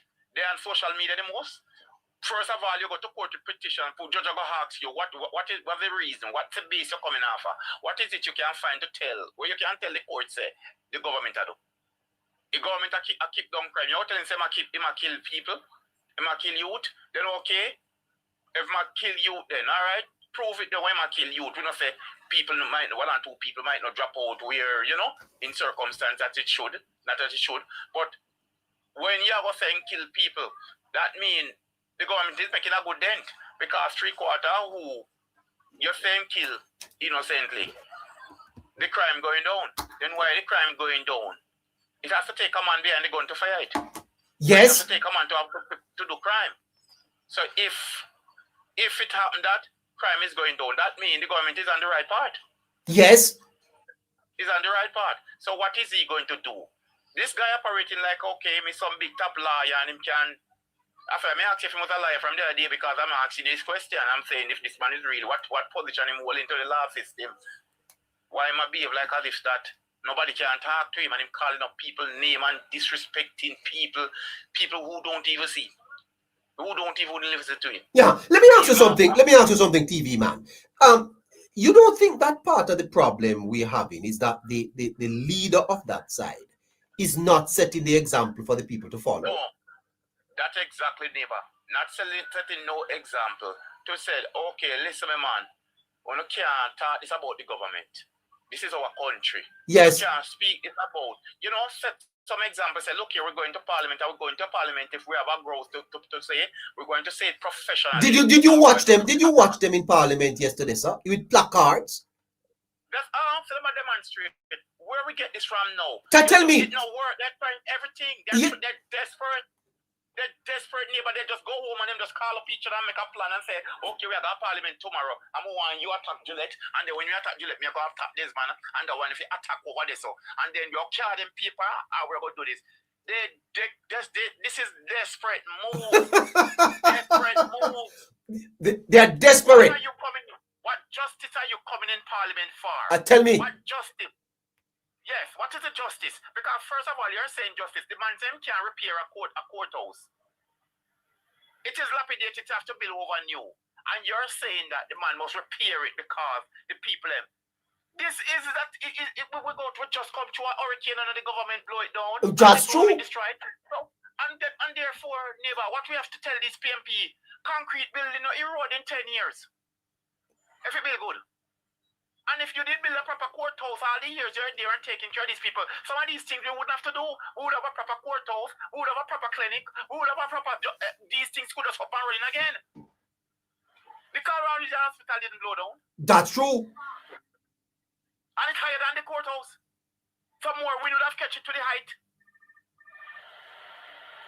You understand me? So you are saying that it is desperation on the part of the opposition, sir? It's desperation, man. You can't come to parliament and say to the government, we have a problem, and minister, we're asking you to look at this for us and come down. Yes. Here, walk with me today. You can't come to parliament. You come with parliament with flat card. You click out that door and get to you there. The TV man, what the hell? What is happening in Jamaica? Jamaica What parliament? is wrong with these people? Sometimes the dynamic of politics has changed. These people want so much power. You can stay where you are and do the job without. Remember this. You get the same amount of money that other ministers get. Yes. Why other ministers can spend their own and you can't spend yours? What is wrong with your money? But under that, you remember it and tell Damien the other day said, enough of taking money and try to waste it if you do nothing against the opposition, do nothing against Mark Golding. No, but I try to run anything against Mark Golding with him money. Save him money because him going him political money because we going to want that political money for election. This is what they're doing. They're stealing from the people, from the parish council. But I'm dying and I'm asking with one plea. I'm pleading to these people. Rise up. You cannot sit down with people take you for granted. Check has been writing, and this is what I would love Mr. Desmond McKenzie to hear. I don't know if them hearing this are Mocha. Mocha is moving too slow. Them only have the name. Are they moving too slow or what? I don't understand. Who are these investigators? Is it that we're going to have to call in some overseas investigator to do the work house? Because if they're not doing it, we can get the government just get some overseas investigator. Because how can you have a parish council every time you find check or write? People are complaining a year a man attack and something to show that them write him name and check on him. They tell him for write him name and check on him. Them are threatening him for money and they want back money and they want this and him change the check and him not give them the money. It happened in St. Mary when me a youth I grew up. I have a friend who got change check who older than me. I know them. Yeah. And the people was paid surrogate. And when them change the check, we follow them with the check go, and then give them one 3,000 out of 250,000, then give them 3,000, $2,000. But TV man, Because they want the elections are 4 years, almost 4.5 years away. Why would the PNP be so desperate 1 year into the government's term? What? No. Mark Golden, let me explain that to you. Mark Golden know him no must go out to the 4 year. Oh. There's a year. Right. Him know he won't. Him no must go. He might hope for a channel somewhere along the line. So this is what he's trying to do. He's showing out all the card that him can. Hold on. You are saying that this is all about Golden's leadership in the party. Golden leadership and Daz and them. Because watch me now. What they're trying to do, them know that other people in the party might want a shot. And it no must work for Mark Golden.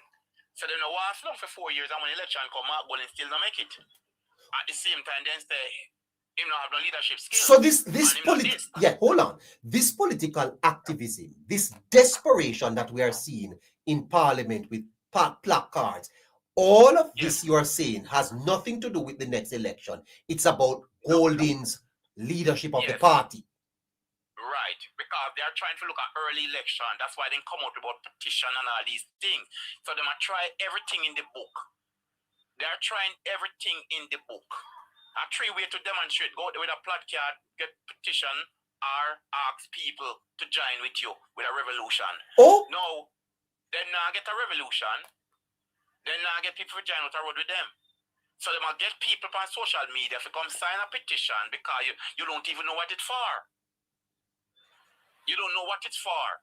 So when you don't feel like you might defend all the command, we must say, oh, but as you can see what the PNP is all about. The PNP is all about defending gunmen, defending people, what I'm saying to Jamaican people, you know. You see, the Prime Minister, I promise us that tonight can't sleep with the door open.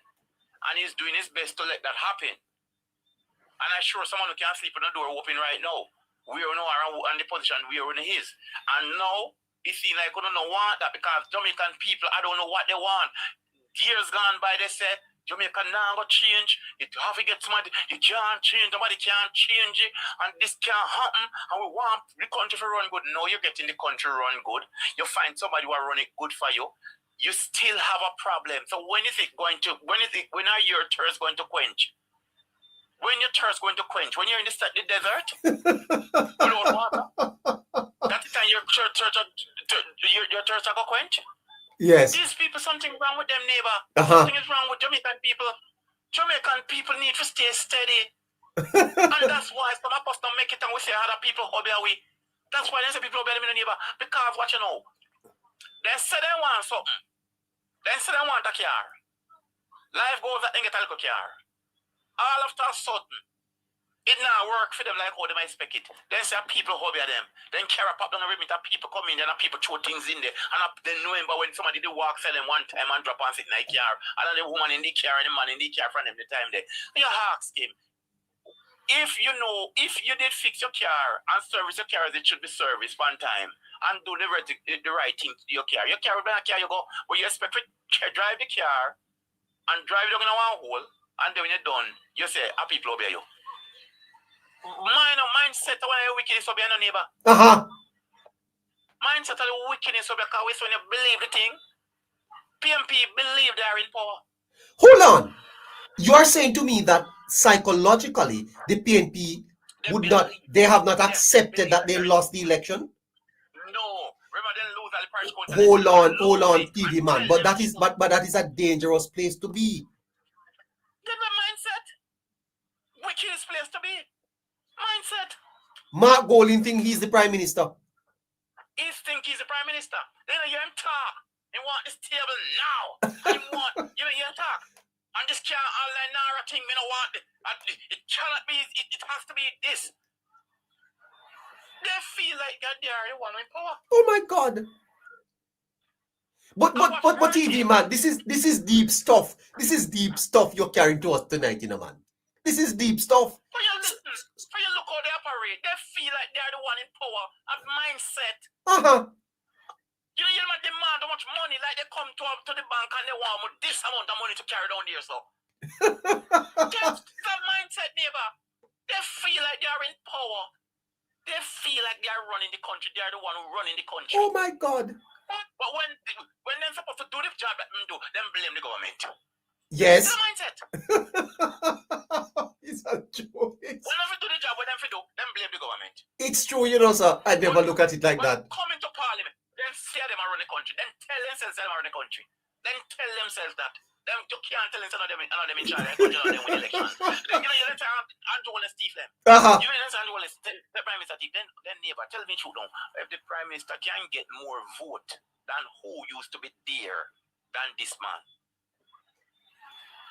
And you still, and then the people never say, you watch on up with them, I'll call them fool. Remember when election time, you know, the PMP have the same paper what the Labour right have on the film board. Yes. Indoor have everything same way, outdoor have everything same way, what them have. And if the PMP recognize say, okay, them 10 people are for me, I will stick them PMP on my paper, because them people are for we vote for them. Yes. And the Labour can say, okay, them 10 people are for me, I'll stick them. Mark, you know, neighbor, you can't stick them 10, you know, but when they're going to the polling station, you know, then they must vote that way, you know. Yes. And if the PMP outside with the outdoor or the indoor and the presiding officer and the supervisor, it will take, watch me know how much people it will take. The outdoor having book tally, so we can put him aside.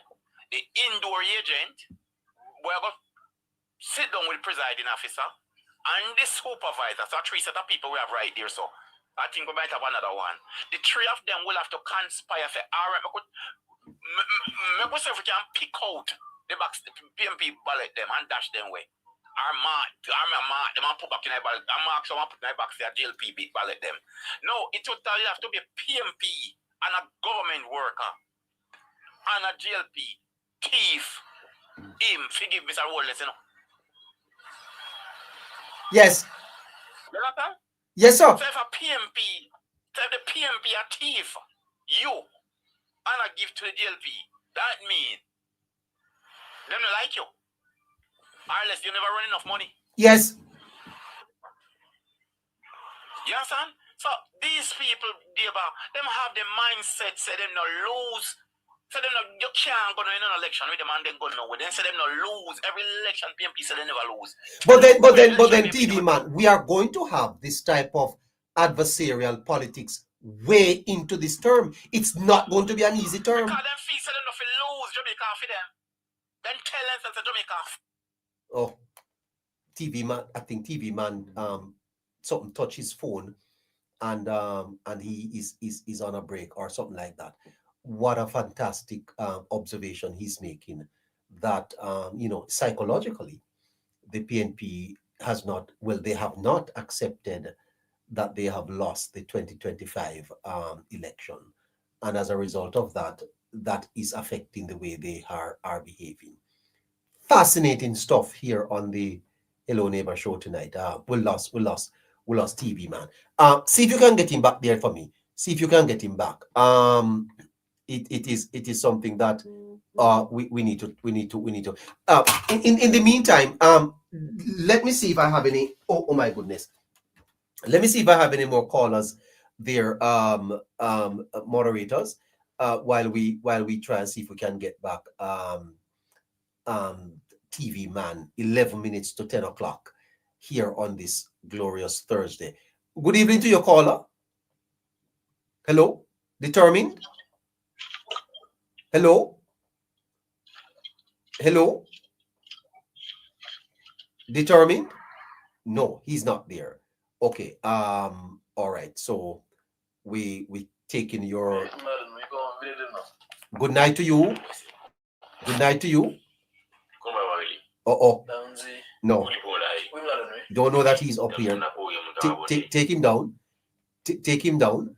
All right. Usher him out. Usher him out. Let's see if we can go back in and get up TV man to come back.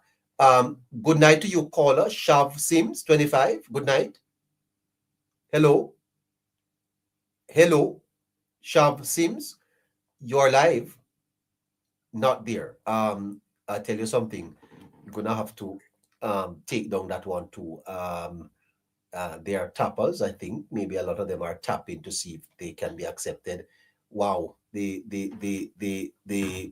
are so many people wanting to join, but okay, let's see what happens over on this end here. Yeah, I see some people up here. I don't know who they are.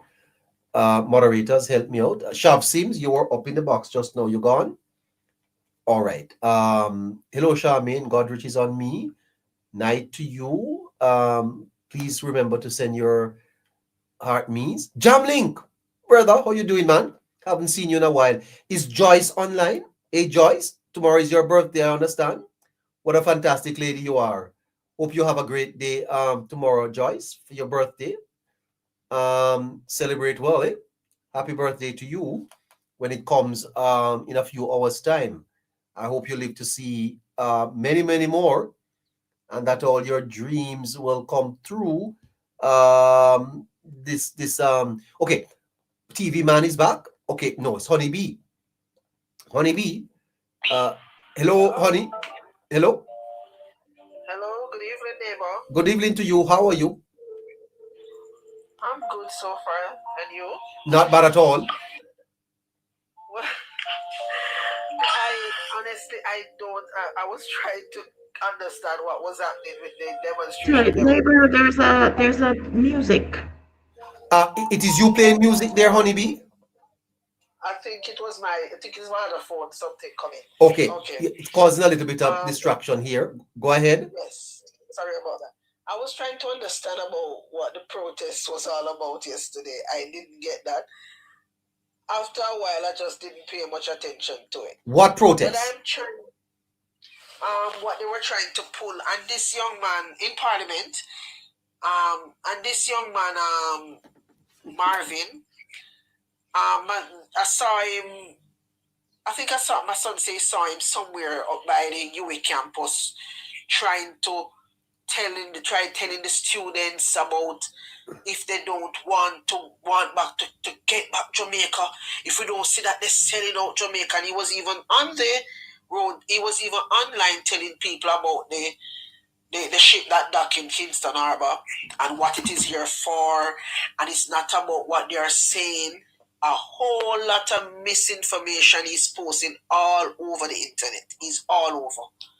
And I'm saying that in a way, for me, I understand why the government is not giving any ears to what he's saying, because sometimes I think if you pay attention to them, it gives them life, as you would say. It make them speak loud and feel like they are giving them relevance.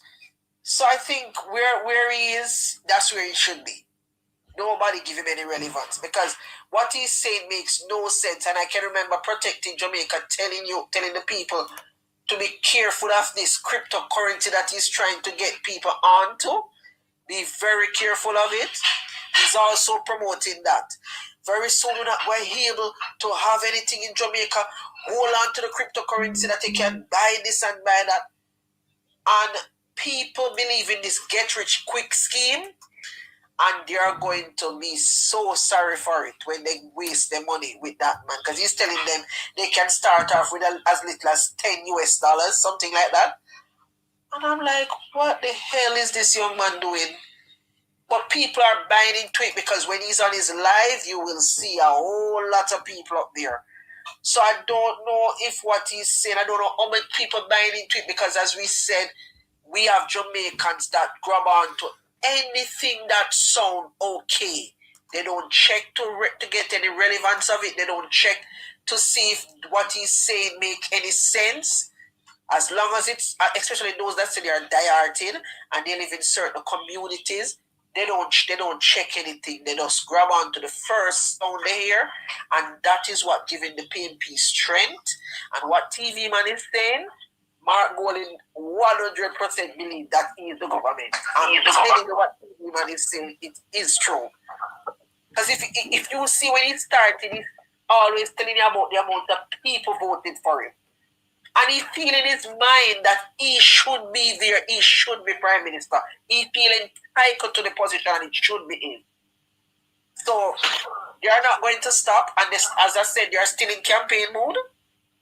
They still believe that there should be campaign. I don't know what they're campaigning for, because they started campaigning for the local government election way ahead of time, and they campaign as if it was the general election. And I'm wondering if they're campaigning for the local government election that's going to come up before the general, if they're doing that from now, or they're campaigning for the general election that is going to be a little less than 5 years' time. I don't know what they're doing, but they're out there and they're doing their thing.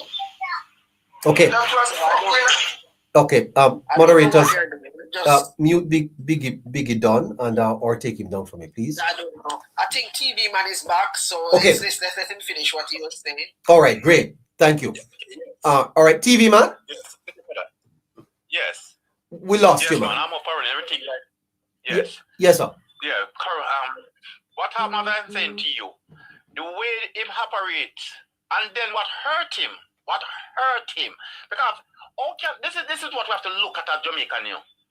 That is why people need to know when people going to represent them, they need to know who they're going to vote for. They need to know what this person will do, what mindset this person have. Get connected with this person to know. Because you're going to represent somebody and you don't even look for your surrogate them and say, listen me, we want a clean country. We want when people stay out and look on Jamaica, we are say we're product. They must say good product. They must say Jamaican run an election and it's smooth and it got through. And we're not sitting in Jamaica bombard ourselves every day. Let's work with the government. We lose, let's work with the government. What is right, we work with him. What is wrong, we can find it to him and see if we can make some amendment to it and we work together. That's what Andrew Holness is to do. And that's why they did get an easy run from 2012, because he worked with them. As opposition leader. Works with them. As opposition leader, when something to sign, him get them in work together and then come together and sign it. Yes. And now they don't want to work with the government. It's like pleasure to them to tear down the country and pleasure to them to go against something that the government is doing good. You don't see that. Look here. You don't see this gentleman ever come out and said, I want to say this to you and I want to listen with me and say, no. I've been saying to the other night, you never see this gentleman come out and say the youth they must go to it. You know why? I've said to you, back then, Omar Davis, he sent him, look it up if you think I'm telling lie, him and two other persons, I don't remember, but him was one of the main person, to do a research on heart, one heart thing, something about heart, and him write that heart should have been scrapped, and put scrap heart, because what ya? Through the money that come out of where it come from, we offend them. Where the money come from, before not at the time. They don't like that. They don't want it. You know, see these people tell you them to go to a training center. They come to parliament every day and them don't say, government, thank you for the program that is going on, because I'm going to ask the people of my constituency to capitalize on it. Yes. You don't see that. You don't see them come out and say, okay, represent people, someone want, ask the government what other new program you will have so we can tell the people in my community, go back and tell the people in my community that we would like them to cash in on this. They don't do that. They just come to parliament to see if they can make some political story. Look who them bring in parliament. The gentleman who they already just 2 weeks ago or 3 weeks ago, me see them for them vote. Them have one little thing for a capital and one of them place there. Say, right, I don't know where for the junction. That's one name Brown. Say, him go run for council and wait, not a be. But see, not a be a division. Something like that. I'm going to run for council and not a be a division. Yes. And bring the man to parliament yesterday. Bring him to parliament. Yeah, the man, at the first time I've been here and I hope he's going to get a hands-on on it and yeah, he didn't have a speech. He don't have a damn speech. Hold on. That is a councillor? That's what them put up to be the councillor. They when, want to be the councillor. When say? The GLP councillor. When say? Well, I'm going in parliament and this is the first time I'm going to go in there and I want to see what's going that we can get a hand. No, them nice up in our parliament. Them nice up there when the all speakers are called to them, you know. And they are the one who making nice up there. He can't make a speech. All of them are some butubat from Natabi. Can't make a speech. And people we know. Can make a speech, Yes. right? And these are the things that PMP don't care. They say about hold on, TV band. Let me get it. He said my butu bat. Not butu them, man. They're not butu, man. They're not butu. Oh God. Yeah, one for isn't on the same way. Yeah, one for isn't on the same way when the seat up the council seat up. Look here, what representation these people make? Yeah, one for Highgate here. You don't even see him. But because St. Mary people are like that in Highgate here, they don't know what they're voting for, they just vote. And when they've done, they see one come out and say government. They don't listen, listen what PMP like. And these are why you think them are like that. PMP love Rary. They love Rary. And they capitalize on the people who like the Rary. Because they find a lot of Jamaican. When you distract them, them no want not much more than just something to eat and drink and go in bed. Every day they say they want to get rich and they want this. But how are you going to get rich if you don't put yourself and care yourself in the manner and the way to get something to sustain yourself? I hear Richard Azan come say, oh, the government. I don't know if you remember Richard Azan come out and say the government attack the Jamaican peoples, them have them when they come on the road, when they go doing road work, it's only flag them using.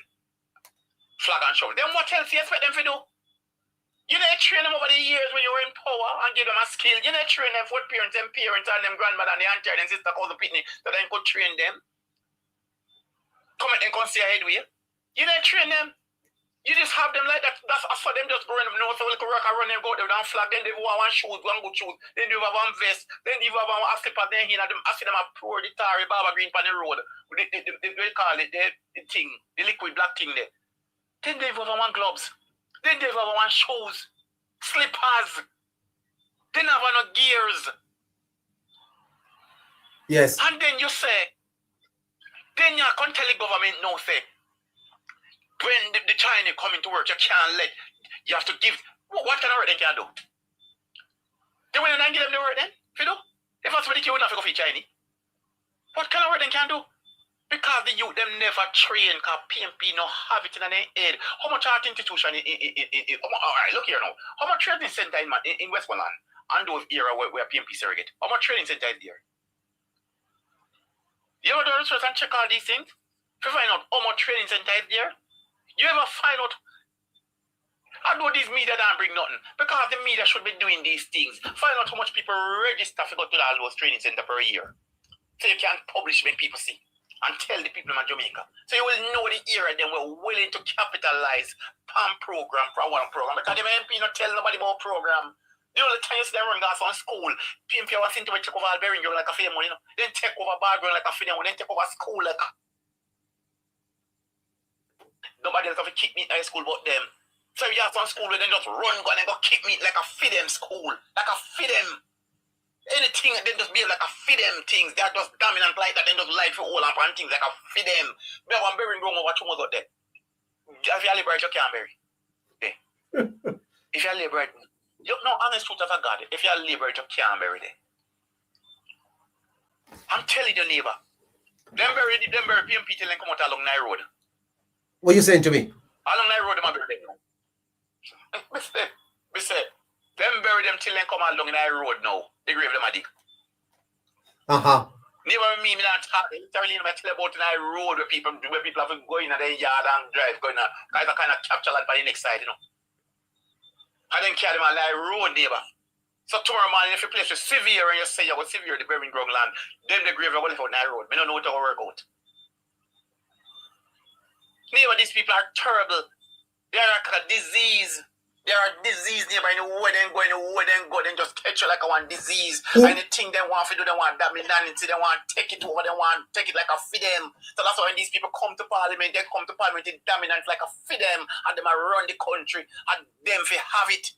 I don't know them not throw the green seat, they want that parliament to then sit down in line. I'm surprised with them sit down in the green seat. You mean the chairs in parliament are green? Yes, I'm surprised with them sit down in them. Oh. What you saying to me? Call them not lie. They have some people here. We have some people. They don't drink Heineken. I don't know what they have against the green buckle. I have to tell to someone, go chop them all like treat them, because I idiot immediate. That's all their mentality. They don't drink Heineken. No. That's a mentality. quality of them. Oh. And you see them not have no leaders. And this is Neighbour. When they say they run, there's only a meeting. There's only a meeting when they go to Neighbour. Constantly going to Hold on. You hold on. I didn't even realize that the chairs in Parliament were green. Yes, man. I'm surprised they didn't have them out. I'm surprised they didn't have the color change already. Oh. Because they have like that now bunting. You know, bunting saying like no dirty. You know, you're bunting, you're bunting talk. You know, you're bunting style people. That's how they are. Oh. They take politics. Look here, JLP, I'm not going to say not aggressive JLP, but you find more PMP aggressive for politics more than anything. They're very aggressive politics. Oh. And that's why they're not getting anything with the politics. And that's why they are like that. Because they are aggressive for it, and they're not looking at the value of it and said, we can't just put people in and then not do nothing for we. We need to get people who to represent us. So if this man not work, we put another man there. They constantly doing it because they tell them so they not make you. They don't drink Heineken. A lot of them not drink Heineken, man. What you saying to me? A lot of them Jamaican people don't drink Heineken. Yeah, man. A lot of them don't drink Heineken. Anybody can testify to that, man. Once a PMP don't drink Heineken, man. They don't drink Heineken. Yeah, man. Oh. You don't know that. They are so terrible.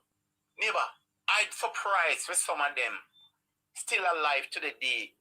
Because anything green, them not like it. They now buy one green shirt wear. You can't get them nothing with green. When our Jamaica day them for them look one straight black one and try to take off all the green. They not like it. I saw them stay. For what I don't know, all that I got hurt them. You see a mindset? Yes. That's why I set you to the mindset again. The mindset will tell themselves that this can't work and it can't go forward. They know it Kalalu, sir. They know it Kalalu. They know it. Look here, neighbor, there are some people. I better than can do. But you see them have to touch anything green. I have to deal with anything green. It's a mindset. They are sick. These people are sick. Because when they go to neighbor, I tell you, because me go to the meeting, they get together meeting or something. I tell you, neighbor, when they go out, teach them, just like how you say, like how you eat Cuba and teaching people about something. Say America or some one like them country there, then teach say like I'll even Iran say death to America and teach them they say death to America. I saw them teach the people when they go the meeting them I saw like a meeting when they go down from school go sit down up and talk. Then teach them say they enough support liberal people, then teach them say they enough to buy from liberal people cause then can't make them get nothing over them and no age over them and enough make them have nothing over them. And that's what they teach me and neighbor me tell God in a neighbor. It's an indoctrination. Yes, them indoctrinate each other, neighbor. You use the right word. Them indoctrinate each other down there. You can't make them this. You can't make them that, you know. Because if you make them have money, you know, you can't chat to them, you know. And the dirty boy, they say, go on like say have money. And the one day with the supermarket or the one day with the wholesale. And because of that, neighbor, them try to boycott your place as much as they can. So when you see them come in, they're not buy from you. Sometimes I just like them must forget. The real sense kicking and you see them come in. It's a mindset. That's why these people, you can't tell them so they lose election. There's 20 people who you can't book up a PMP and say, ask any PMP know if you lose election. You must say no. He said no. You understand? Ask him if he lose parish court, he must say no. Ask him if it's a whole seat, he must say no. And you see it blatant in a year and he can't prove nothing for man, you do nothing wrong. And he must still tell you no. And if you do, and if the world can see it, and the people that will preside over it can see it, nothing like what he must say. And him, when know nothing, all him do, him get brainwashed and indoctrinate from them. Say, it's a brainwashing thing. It's a brainwash why them come to parliament like this, neighbor. Before they come to parliament, neighbor. Then call up each other and sit down and talk. When them a come, they come do with them a pick pan. How frustrated them a try to get Mr. Holness frustrated if he's resign. No. Sit down on his seat. A position. Call them not like a strong woman. You don't know that already, neighbor. They don't like strong people and strong woman. You remember the woman where Bob Bulling got her funeral? And the husband run away? No. Do you see that video there? No, sir. Okay. I'll see if I find that video there. I think I'll post a video. I want to see if I find a video and send it to you.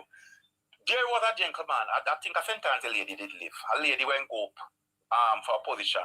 And Mark Golden hold down the woman and say, and Dayton Campbell, and then run them fictitious voting. You remember it's like how you see Bunting when we run the voting by Peter Phillips and say, oh, him a lead by 70%.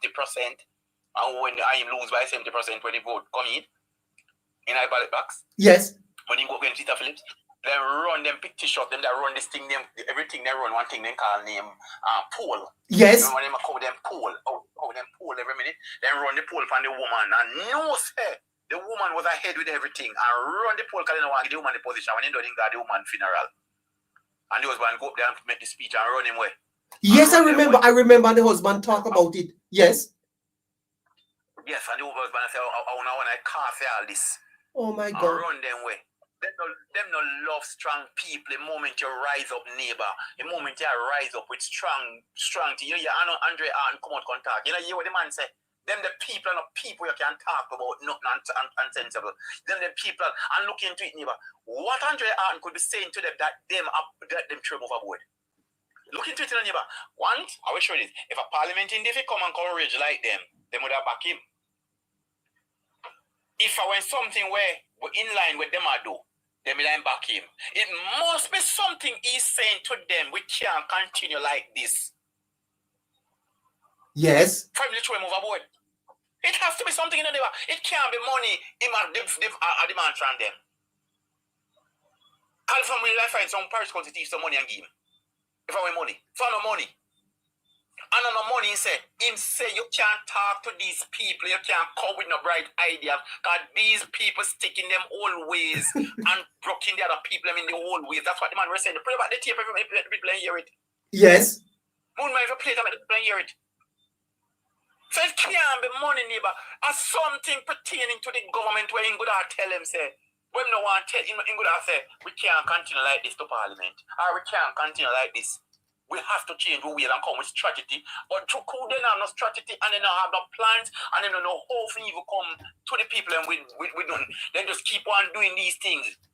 So then would ask them, man, you're too bright, man. That means you're not there, then feel so bright. And through you and you feel like you're young, you can't come and change with. So watch me, the man, better jump overboard and shoot overboard, you know. Because you should be off overboard. Look at Lisana. Lisana a strong woman, same way. And she show themselves, so we are going, we just work with that thing, and we could work easy. Well, then throw overboard and pressure if you jump overboard. Do you remember Craig Woods? Craig Woods over there. Then pressure Craig Woods and throw him overboard. You remember Lawrence Rowe? A strong man, but because they see him come up so powerful, I expect they might hold some position in the party. What then do? Throw him overboard. PMP can deal with people who they cannot manage or people who they cannot stand up to hold a conversation that is righteous and right. Look on the speech about all industry. I'm going to try to show you. I want to know, observe, look at people and the mentality of people. He got to Portia. He got to Portia thing the other day. He got to Portia. Hold on, sir. Go ahead now. Go ahead. Yes. He got to Portia thing. Portia when Andrew get Portia flowers the other day. And give Portia her flowers. And the NIS thing. Andrew gave Portia her flowers. And the NIS thing. You ever your PMP can come give a liberate man flowers or give a liberate man flowers like that? They're not doing it. You don't do no good. They don't believe you do no good if they don't believe you do good. And you know when you go there, say, when you up there, I want booklet then give you try help him out. One booklet then give him. I don't know nothing about Portia. My always know say Portia came in politics 2007, 97, 90 what? 87, something like that. Right? One booklet, he might come from, you can know when he start stutter, when he start to tell the lie now, when he start run for one smooth road, you like him, you know, somebody that come through bad road and then he get on a smooth road and run for it, sweat, like him drink before he go sit down there when you check it out. I Prime Minister, go up there and carry to my girl and see date, no one fair, no, so go brother. He used to lie, that's how the tongue curve and talk. He can't turn up and talk the right thing in front of people, modest and got through good. Because they used to lie, when they come and lie, you can't tell him how to lie easy. Just looking at a person here and just tell him lie. That's how the man is. You understand me? And these people sit down with these people because it's a disease. It's a disease. It's a brainwash thing. And that's why you can't blame the people who mental down Westmoreland, because as soon as you tell them, say, Miss and Sir, who nothing do this, they come EMP drop and then get and call him and tell him one little thing. And then just fall back in line just like that again. One and two of them, we escape it. But you have to make a cycle where some of them have got dead out and some of them whole alligator and crocodile have to go dead out from down there. Call them a brainwash little youth, them neighbor. It's a brainwashing thing. It's a brainwashing thing. You understand? It's a brainwashing thing, man. These people that you're looking at right now, neighbor, they're not pretty. Parliament, I want thing where you should come with respectable and respect people and respect and can give your debate and your budget speech and when you're done, you know, shake and everybody live good. These people are not living good. They don't want to see so when they come up, I don't want like say when they come up parliament, they come like a war, they come. And talk hard kind of things so they represent the people because that's what they tell them. They might come to parliament. And when they come to parliament and talk some things like that, they were doing things. How can you come and talk about you want courthouse bill and you never vote for the bill? Vote for the bill pass. Then if you want the process to speed up, you know, should I vote for the bill? Yes. And you vote against something that you want to done quick in your constituency. You know, see a wicked person there, you come out and talk about it. You see a wicked person? These people are wicked, neighbor. These people are wicked. The PMP are one disease system, neighbor. I'm telling you that. So you tell people in PMP, them quarrel. They have a disease. Oh. Disease. They have a disease. Don't just say you're PMP. Not the people. The people, it's a disease take them over. There's a disease within the system. They come like they work on one cult. One cult thing. Once you take on the name, that's where you get captured night. Once you take on the name. Me have some little youth around the place where say them are PMP. Because them parents are PMP. And when they come and talk to them, I say, why you don't want to run back that party? And you need done, you come, you up and down with them all day, a campaign, and I make you check for $1,000 now. Why? Well, they went and said, they'll give me a thing yesterday. And you don't get nothing yesterday. So you're not better go tomorrow. No, sir. I'm not going with them. And as the musical path, neighbor. Carefully them down. They might run go out there. Yes. It's a disease. Oh. It's a sickness. It's a sickness, neighbor. It's terrible. And it capture their mind. It capture them. Oh. So it them tell them, you know, lose election. Them tell them, no like no labor right. Then tell them, you can't change. These are the things we then tell them and brainwash them.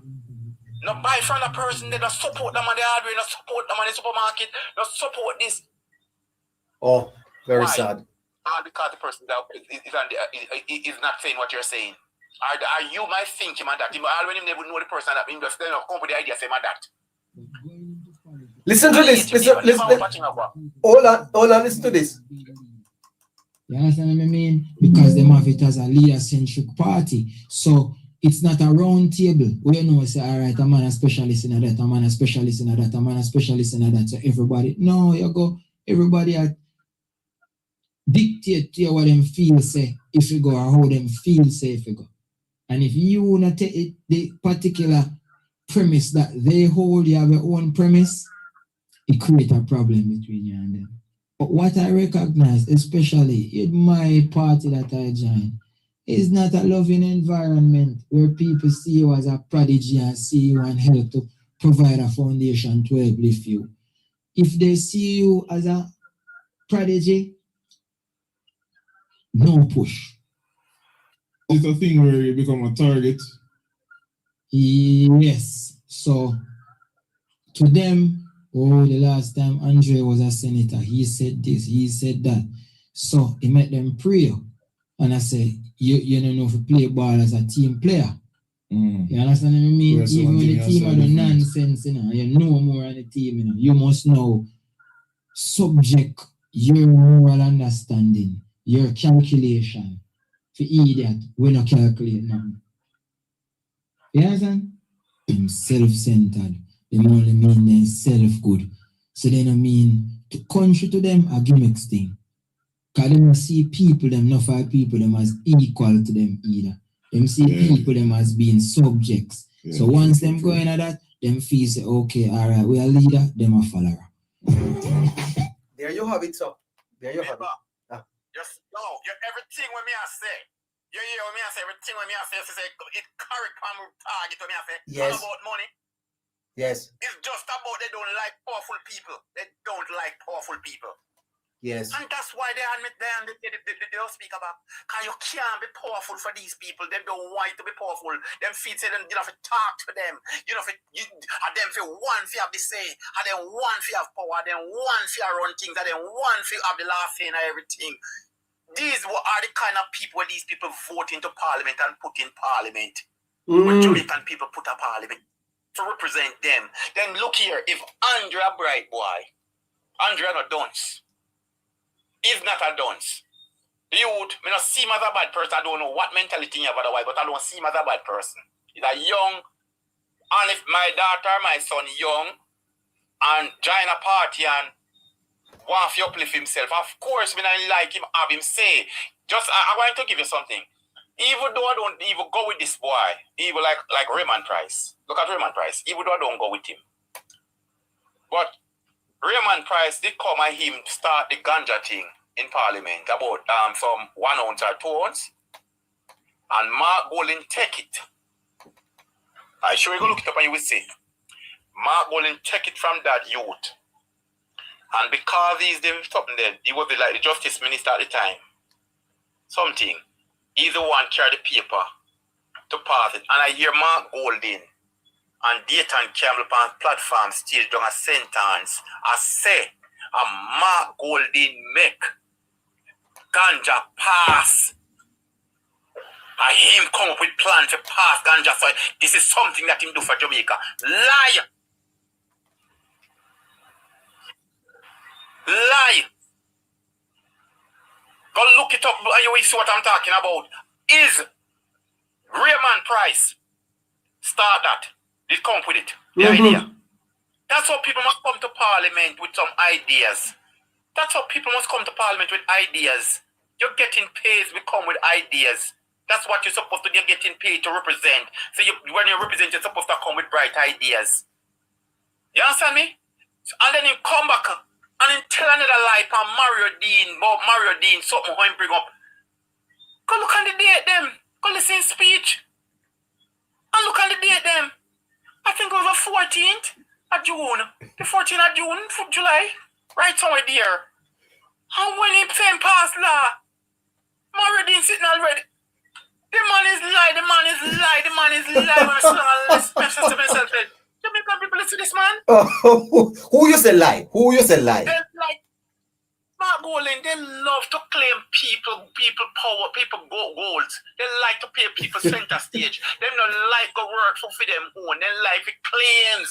Oh, Golding claims anything that you do. Golding a liar, sir? Anything that you do. If the man is a liar, man, you don't listen to the man. Hold on. The man said 2 plus meeting wife. He said meeting wife. They must say meeting them. What?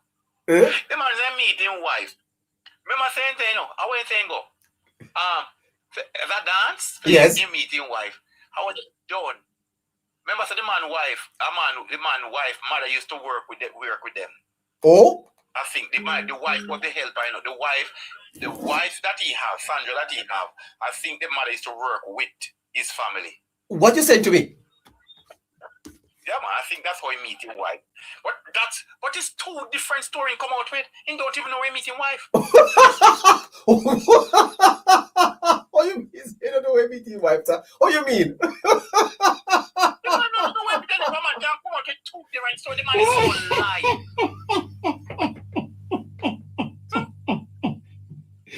Oh gosh. Never.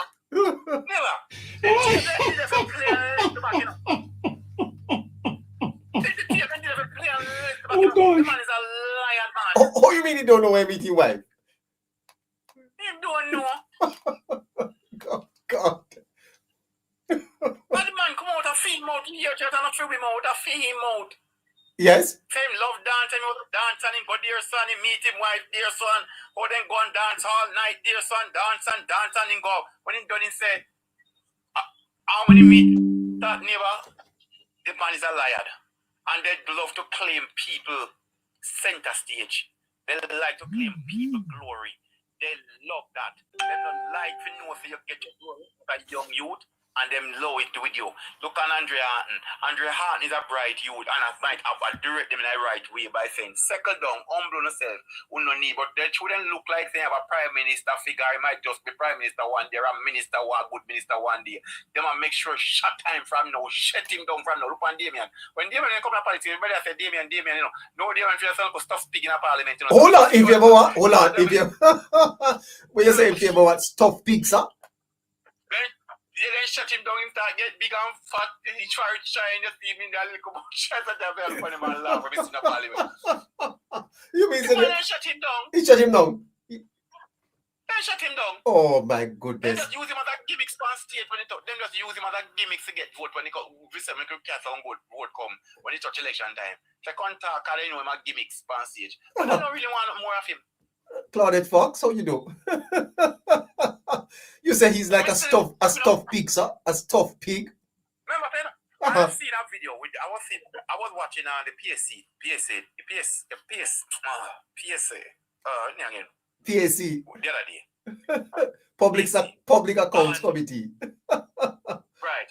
Yes. I remember at Damien to look on Bunting and tell himself, sir, like him, he said to him, sir, me I watch it, live, he said to him, sir, I don't understand everything I say, you try to shut it down. Yes. Everything that I try to reiterate, you pour cold water upon it. Yes. I shut him down, call him a Bunting and make him know him space. Uh-huh. You see my keep himself quiet. That the what? only thing he can talk about. Crawford? He doesn't have to keep himself quiet. Crawford? Yes. But they remove him from the PAC. Yes. They remove him. Tell him that. No, he must step away because then tell him. Because I hear him was saying that him look like him have to leave it. He was saying that in the same breath of tape, I think he must say something like him going to have to step aside, And then dash him away. Because then give him nothing to take center light and center stage. Oh. This is how these people operate, and then these are either Jamaican. I want them know that suddenly people in style for phone pick when they grow up in a life and get a goal. Then now we're gonna pick and get the goal. Uh-huh. So why would you jump in for these people? Well, TV man. These people are working body get the light. Gonna run you here, sir? Yeah, man. Give somebody else a link, man. Yeah, then, well. Go on listening. Check in with me. Phone, charge up meantime. Charge up your phone and check in with me tomorrow. Yes, man. Tomorrow. Right, Rob. Lovely. Well, listeners, what a hell of a hour we had here with TV man. Hello, Shefreen. Yes, neighbor. How are you? That was a great show. TV man is so sir. Shefreen, Mr. Perkins used to talk about his gardener. His gardener used to tell him that he never banned for machete, he banned for law. Because his parents couldn't afford it, why he became a machete man. But he banned for law. And when I listen to TV man, this is not a man. This was a man banned for law. Yeah, he is. Sounds brilliant. Very intelligent man. Yeah, very intelligent. I would listen. And he keeps going. Could listen to him for 2 hours. I could too. he's a great speaker too. Like I'm listening to him, following along. I'm like, and it's funny. Not only that, but he's so aware of of the politics and what is happening. Yes. Yeah, excellent. Excellent. Yes. Reminds me a little bit of Scratchy. Yeah. Well, yeah. Yeah, you're right. Yeah. Imagine if these people had the benefit of more formal education. Jeffrey. I was thinking about that. Like while during the program because So viewers, if in case you don't know, we have a digital publication called the Caribbean Current. Yes. And today's article was about the Jamaica that Andrew Holness inherited. And it was looking at what's happened, right? And one of the parts of that article, it talks about what you need for a country to become developed. And one of the first things you need is an educated population. Yes. You don't want to miss that opportunity because human. Read the Caribbean Insight on Facebook. We have. Well, I think we have the Caribbean Pulse, and we have the Caribbean Current, and that one goes all over. Okay, fantastic. Well, Shafreen, it's 10:30. Let's wrap. Yes. So a question that I asked. I did 2 polls and 2 quiz, and the last quiz is still going, and I'm gonna leave it to deliberately still go, just in case anybody wants to vote in the meanwhile. So the first one is do you believe Jamaica has made significant progress under Andrew Holness's leadership? And most persons said absolutely, yes, absolutely. That's 89%. Not enough said that was 7%. Some progress, more work needed, 2%. Unsure, 2%. 103 votes. And this poll was to gauge how people really feel about the progress of the country. And it seems like 89% thinks that Andrew Holness is doing a great job when it comes to delivering, yes, and developing the country. So that's amazing, actually. The second one, do you think social media has improved or damaged political discussions in Jamaica? And this one is really split. 44% said a little of both. 33% said improved, and 23% said damaged. And so, and all of them are correct, because we as content creators, right, we have now the ability to do what mainstream media alone was doing. And now we can come out and we can share information. But the thing is, we need to understand that we need to be responsible when we share information and not be promoting any misinformation, Marvin. Not be promoting misinformation to advance any ulterior motives, right? And so we need to be more responsible. So what I'm saying is this: people have the right to have their opinions and interpret facts as they see fit. However, misrepresentation by totally making false allegation and false information, that is very irresponsible. And so that is where the damage comes in, where you see, persons spinning things and twisting things, and not actually presenting things as how they actually appear in the original documentation and original form. Okay. Well, thank you so much, Shafreen. We're gonna run from YouTube. Fantastic. Great work over there. Okay. Thank you. All right. Bye-bye. Take care. Catch you tomorrow.